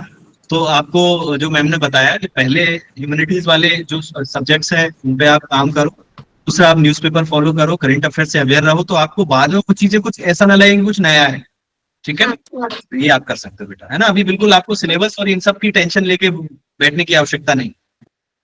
Thank you ma'am. मैं करती हूँ मैम। मैं MPPS के लिए कौन सी book? Hello ma'am. Hello sir. Ma'am मैं IPS के लिए कौन सी बुक की तैयारी करूँ? देखिए बेटा, IPS एज अ पोस्ट जो कि UPSC एग्जाम की तैयारी करने से IPS सिलेक्ट होते हैं। अभी लास्ट संडे में हमारा सेशन था UPSC की तैयारी को लेकर के, and there is no particular book, one book which you can follow. जो बेसिक सब्जेक्ट की स्टैंडर्ड बुक्स होती हैं, जैसे पॉलिटी की लक्ष्मीकांत होती है, ज्योग्राफी के लिए GC लियोफ होती है, माजिद हुसैन होती है। हमारी UPSC की सिविल सर्विसेज की बेसिक जो लिस्ट है उसको फॉलो करें, NCERT फॉलो करें, करंट अफेयर्स के लिए कोई एक न्यूज़पेपर या कोई वेबसाइट फॉलो करें, उससे आपकी प्रिपरेशन सप्लीमेंट होगी। Hello ma'am. Hello sir. जी सोनाली जी बताइए। मैम मैं झाबा से बात कर रही हूँ। मैम मैंने अभी MPPSC जो असिस्टेंट प्रोफेसर एग्जाम लेता है मैंने क्वालिफाई किया है पॉलिटिकल साइंस से। मेरा इंटरव्यू है मैम, मुझे उसके लिए समझ में नहीं आ रहा कि मैं कैसे प्रिपेयर करूँ, क्या करूँ। MPPSC में इंटरव्यू है मैम मेरा, दिसंबर जनवरी का कहा गया है। एक फॉर्म भरा होगा आपने इंटरव्यू के लिए? जी उस फॉर्म मैम को अभी डॉक्यूमेंट मैंने सबमिट नहीं किए मैम, क्योंकि रिजल्ट आए हुए 2 दिन ही हुए हैं। अभी मुझे 5 दिसंबर तक की डेट दी है, अभी मैंने डॉक्यूमेंट सबमिट नहीं किए हैं। ठीक है, आई गॉट इट। इसके लिए ना आपको एक बायोडेटा फॉर्म होता है इंटरव्यू के लिए, जो भरवा करके सबमिट करना होता है विद डॉक्यूमेंट्स। उसमें जो भी फील्ड आपके बायोडेटा से रिलेटेड, उसको आप एक बार अच्छे से और उसको आपका जो इंटरव्यू होता है वो जनरली आपके बायोडेटा के इर्द गिर्द ही रहता है। आपके नाम से रिलेटेड, आपके बैकग्राउंड से रिलेटेड, आप जहाँ से हैं उस प्लेस से रिलेटेड, उसकी social angle, political angle, cultural angle, historical angle, आपको सब पता होना चाहिए। प्लस आपकी हॉबी से रिलेटेड भी क्वेश्चंस होते हैं, तो आपकी हॉबी भी भरेंगे, आप जेन्युइन हॉबी भरिएगा, I would suggest you that. और जो भी आप हॉबी भरें उसके बारे में एवरी पॉसिबल रिसर्च आप करके जाएं, उसके बारे में आपको सब पता होना चाहिए। Okay ma'am. मैम क्वेश्चंस आप मुझे बता सकते हो किस टाइप से मुझसे पूछे जाएंगे? क्योंकि जो MPPS जो असिस्टेंट प्रोफेसर है मैम, वो ना पिछले साल जब 2017 में आया था तब इंटरव्यू नहीं हुआ था, और लगभग ये फर्स्ट ही इंटरव्यू होगा जहाँ तक मुझे लगता है। तो मैम मुझे उसका आइडिया नहीं होगा कि वो क्वेश्चन किस टाइप के होंगे वहाँ पर। पूछे जाते हैं वो जनरली बायोडेटा से रिलेटेड ही पूछे जाते हैं। मुझसे मेरे नाम का मीनिंग और नाम का सिग्निफिकेंस इन सिविल सर्विसेज, इस तरीके से उन्होंने क्वेश्चन स्टार्ट किया था। मैं जैसे पटना से बिलोंग करती हूँ, तो उन्होंने सपना की इंडस्ट्रियल सीमेंट इंडस्ट्रीज के बारे में पूछा था। तो वही मैं बता रही हूँ कि वो आपका बायोडेटा और चूंकि जो इंडस्ट्रियल चीजें पूछी तो वो जो टॉपिक है वो डाइवर्ट हो गया ज्योग्राफी के ऊपर, तो नदियों के क्वेश्चन पूछे गए। फिर वो केस स्टडी बेस्ड क्वेश्चन उस टाइम पे जनरली क्राइम, हबीबगंज क्राइम उस टाइम पे चल रहा था, तो उससे रिलेटेड मुझसे केस स्टडी बेस्ड क्वेश्चन पूछा था कि अगर आप इस सिचुएशन पे होते तो आप किस तरीके से करते हैं। इस तरीके से आपके क्वेश्चन पूछे जा सकते हैं। अगर कोई आपके जैसा आपका ग्रेजुएशन, पोस्ट ग्रेजुएशन आपने स्टडी किया है, उसको भी थोड़ा जाएगी कि आपका प्रोफेसर वाला फील्ड है, तो वहां से आप पूछी जा सकती जी सर, वो तो मैं ट्राई कर रही हूँ कि मैंने जो भी मेरे मास्टर्स किए थे मैंने वो सारे नोट्स वगैरह फिर से पढ़ रही हूँ मैं, क्योंकि मुझे भी मेरी फ्रेंड्स लोगों ने कहा गया था कि ये जो पुराने नोट्स वगैरह थे उनको एक बार पढ़ ले, क्योंकि उसमें से भी क्वेश्चंस वहाँ पर पूछे जाएंगे। बिल्कुल। आप दो तो तीन मुझे चीजों मेरा फाइनल को, एक तो आपको डेली न्यूज़पेपर पढ़ना है, एटलीस्ट 2 न्यूज़पेपर पढ़ के जाए। सर मैं पढ़ती हूँ न्यूज़पेपर, तो सर मैं कंटिन्यू रोज ही पढ़ती हूँ काफी टाइम से, क्योंकि मैं खुद ऑलरेडी एस्पिरेंट हूँ एमपीपीएससी की। मैंने करंट मेंस भी लिखे हुए हैं 3। जी सर, करंट अफेयर की मैं सर न्यूज़ तो रोज पढ़ती हूँ और करंट अफेयर की क्लासेस भी लेती हूँ सर मैं। बहुत अच्छी बात है। इसके अलावा फिर आपका कंटिन्यू सर मैंने ना 2020 से स्टार्ट किया था एमपीपीएससी, तब से ही मैं न्यूज़पेपर भी पढ़ती हूँ और मैंने जब से स्टार्ट किया था एमपीपीएससी देना मेरे क्लियर भी हुए, back to back prelims clear हुए हैं, बस मेंस थोड़े अटके हुए थे सर। और अभी ये असिस्टेंट प्रोफेसर वाला मेंस निकल गया है मेरा, अब ये मेरा फर्स्ट इंटरव्यू रहेगा। तो आप कॉन्फिडेंट रहिए, आपका अच्छा ही इंटरव्यू आने वाला है, बिल्कुल घबराने की जी सर। आवश्यकता नहीं। दूसरी बात ये है कि कुछ चीजें हैं, जैसे आपका डेट ऑफ बर्थ है या डेट ऑफ जी। सन है, उससे आपको क्या करना है कि वो डेट्स भी आपको याद रखना है कि उस दिन कोई अच्छी कोई ऐसी कोई घटना तो नहीं हुई जो हमको जानने के लिए जरूरी हो, तो वो आपको याद रखना है। आपके नाम का मीनिंग मैम ने बताया, नाम का मीनिंग आप रखिए। आपके डिस्ट्रिक्ट के बारे में आप नॉलेज होना चाहिए, जहाँ आपने कुछ समय बिताया वहाँ के बारे में आपको नॉलेज होना चाहिए, वहाँ की समस्याएं क्या है, वहाँ पे अच्छी चीज क्या है, आसपास कोई घूमने के लिए कोई ऐसी कोई टूरिज्म प्लेस है तो उसके बारे में, तो ओवरऑल आपको पूरा कंप्लीट होना चाहिए। फिर सबसे बेसिक, सबसे जो अच्छी चीज है वो क्वेश्चंस, आपका हॉबी बहुत अच्छा होना चाहिए, हॉबी से क्वेश्चन बहुत किए जाते हैं। तो हॉबी आप क्या रखते हो वो भी मैटर करता है। सर मैं हॉबी सिंगिंग रखती हूँ मैं। सिंगिंग रखते हो तो फिर आप मुझे कैसे गाने क्लासिकल सुनना भी सिंगर अच्छा हो या लगता है और आप गाना भी किस अच्छा टाइप के लगता है सर। सर गाना मैं फिर मॉडरेट सॉन्ग 100% आपसे सुनती हूँ गवाए ज्यादा। और आप किस टाइप के गाने आपको पसंद करते हैं, फिर आपके सिंगर कौन कौन से फेवरेट हैं, आपको उनकी लिस्ट जी। होना चाहिए, उन सिंगर्स के बारे में पूरा नॉलेज होना चाहिए। जैसे लता जी का नाम आपने लिया तो उनको क्या क्या हाँ अवार्ड, हाँ। क्या क्या उनके अचीवमेंट्स है, वो सारी चीजें आपको जी। याद करनी पड़ेगी।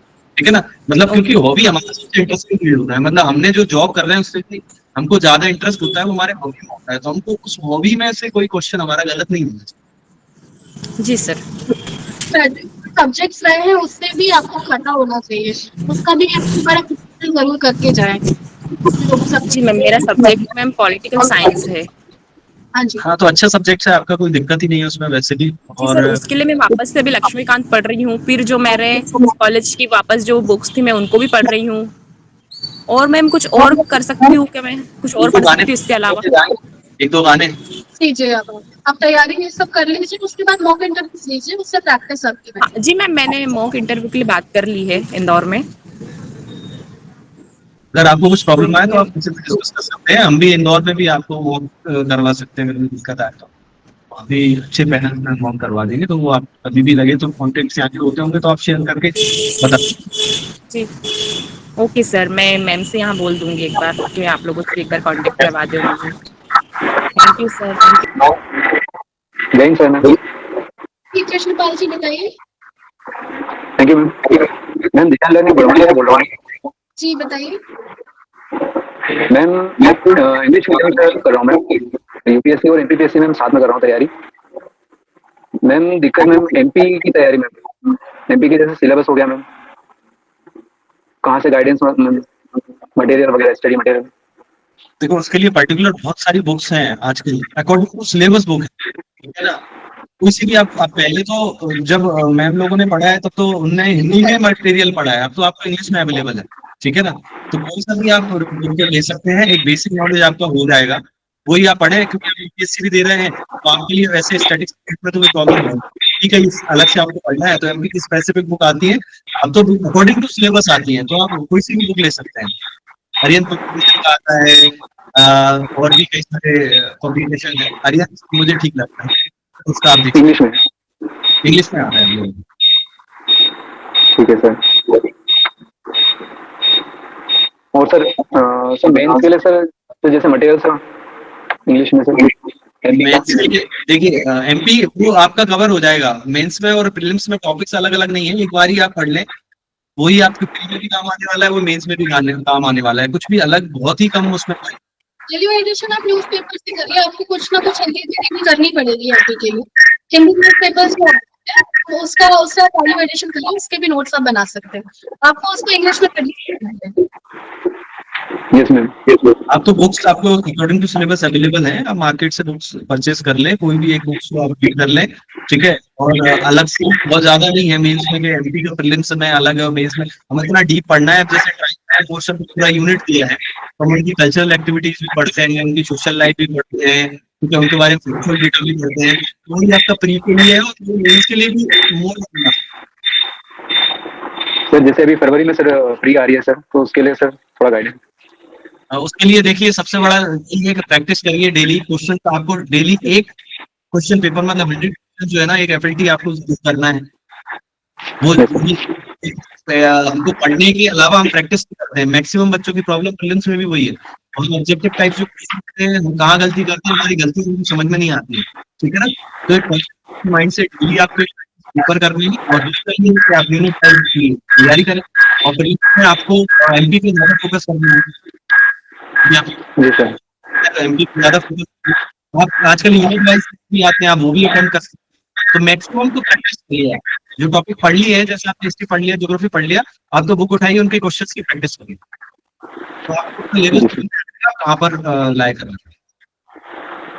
ये किसी का अगर कोई क्वेश्चन है, लास्ट क्वेश्चन, एंड किसी का अगर कोई फीडबैक है किसी लर्निंग सेंटर से कि आगे के सेशंस हम कैसे कराएं और किस किस टॉपिक पे कराएं, और इस सेशन को लेकर के भी अगर कोई फीडबैक है तो वो भी बता सकते हैं। किसी का कोई क्वेश्चन नहीं है? चलिए, थैंक यू सभी को आज के सेशन से जुड़े रहने के लिए। And thank you Rahul ji, आपको, आपने हमारे लिए समय निकाला और बहुत ही अच्छे तरीके से आपने बच्चों को बताया। और जो भी बच्चों की रिक्वायरमेंट होगी आपसे, आपकी कोचिंग से रिलेटेड भी अगर कोई गाइडेंस इनको चाहिए, और जो भी आपने वेब सीरीज भी बताई है, यूट्यूब सीरीज बताई है, उसको भी हम दिशा के माध्यम से उसको प्रमोट करेंगे, और जो बच्चे इंटरेस्टेड है उनसे हम आपको कनेक्ट कराएंगे। Sir thank you so much. Thank you ma'am, thank you. धन्यवाद आप सभी का।